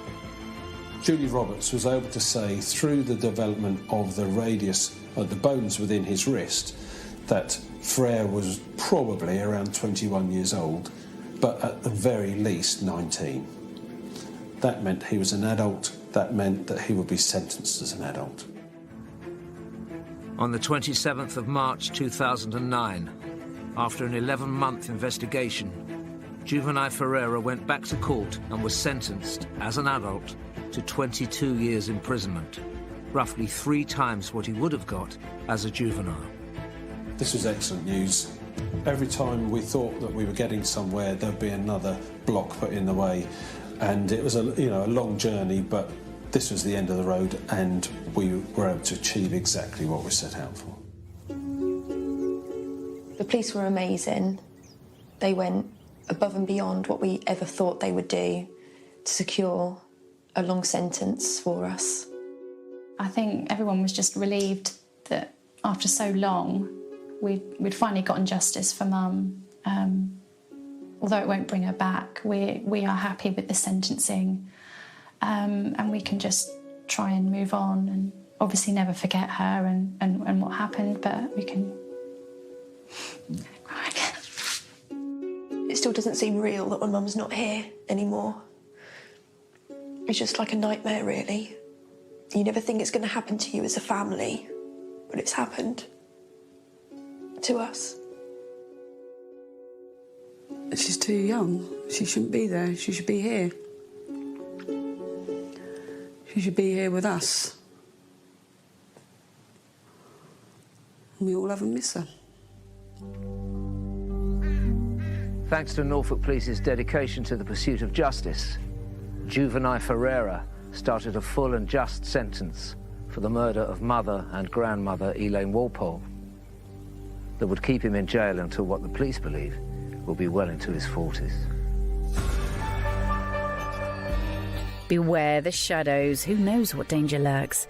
Take the darkest fairy tale and bring it into modern times. Weeknights at 10 on Sky Mix. Grim.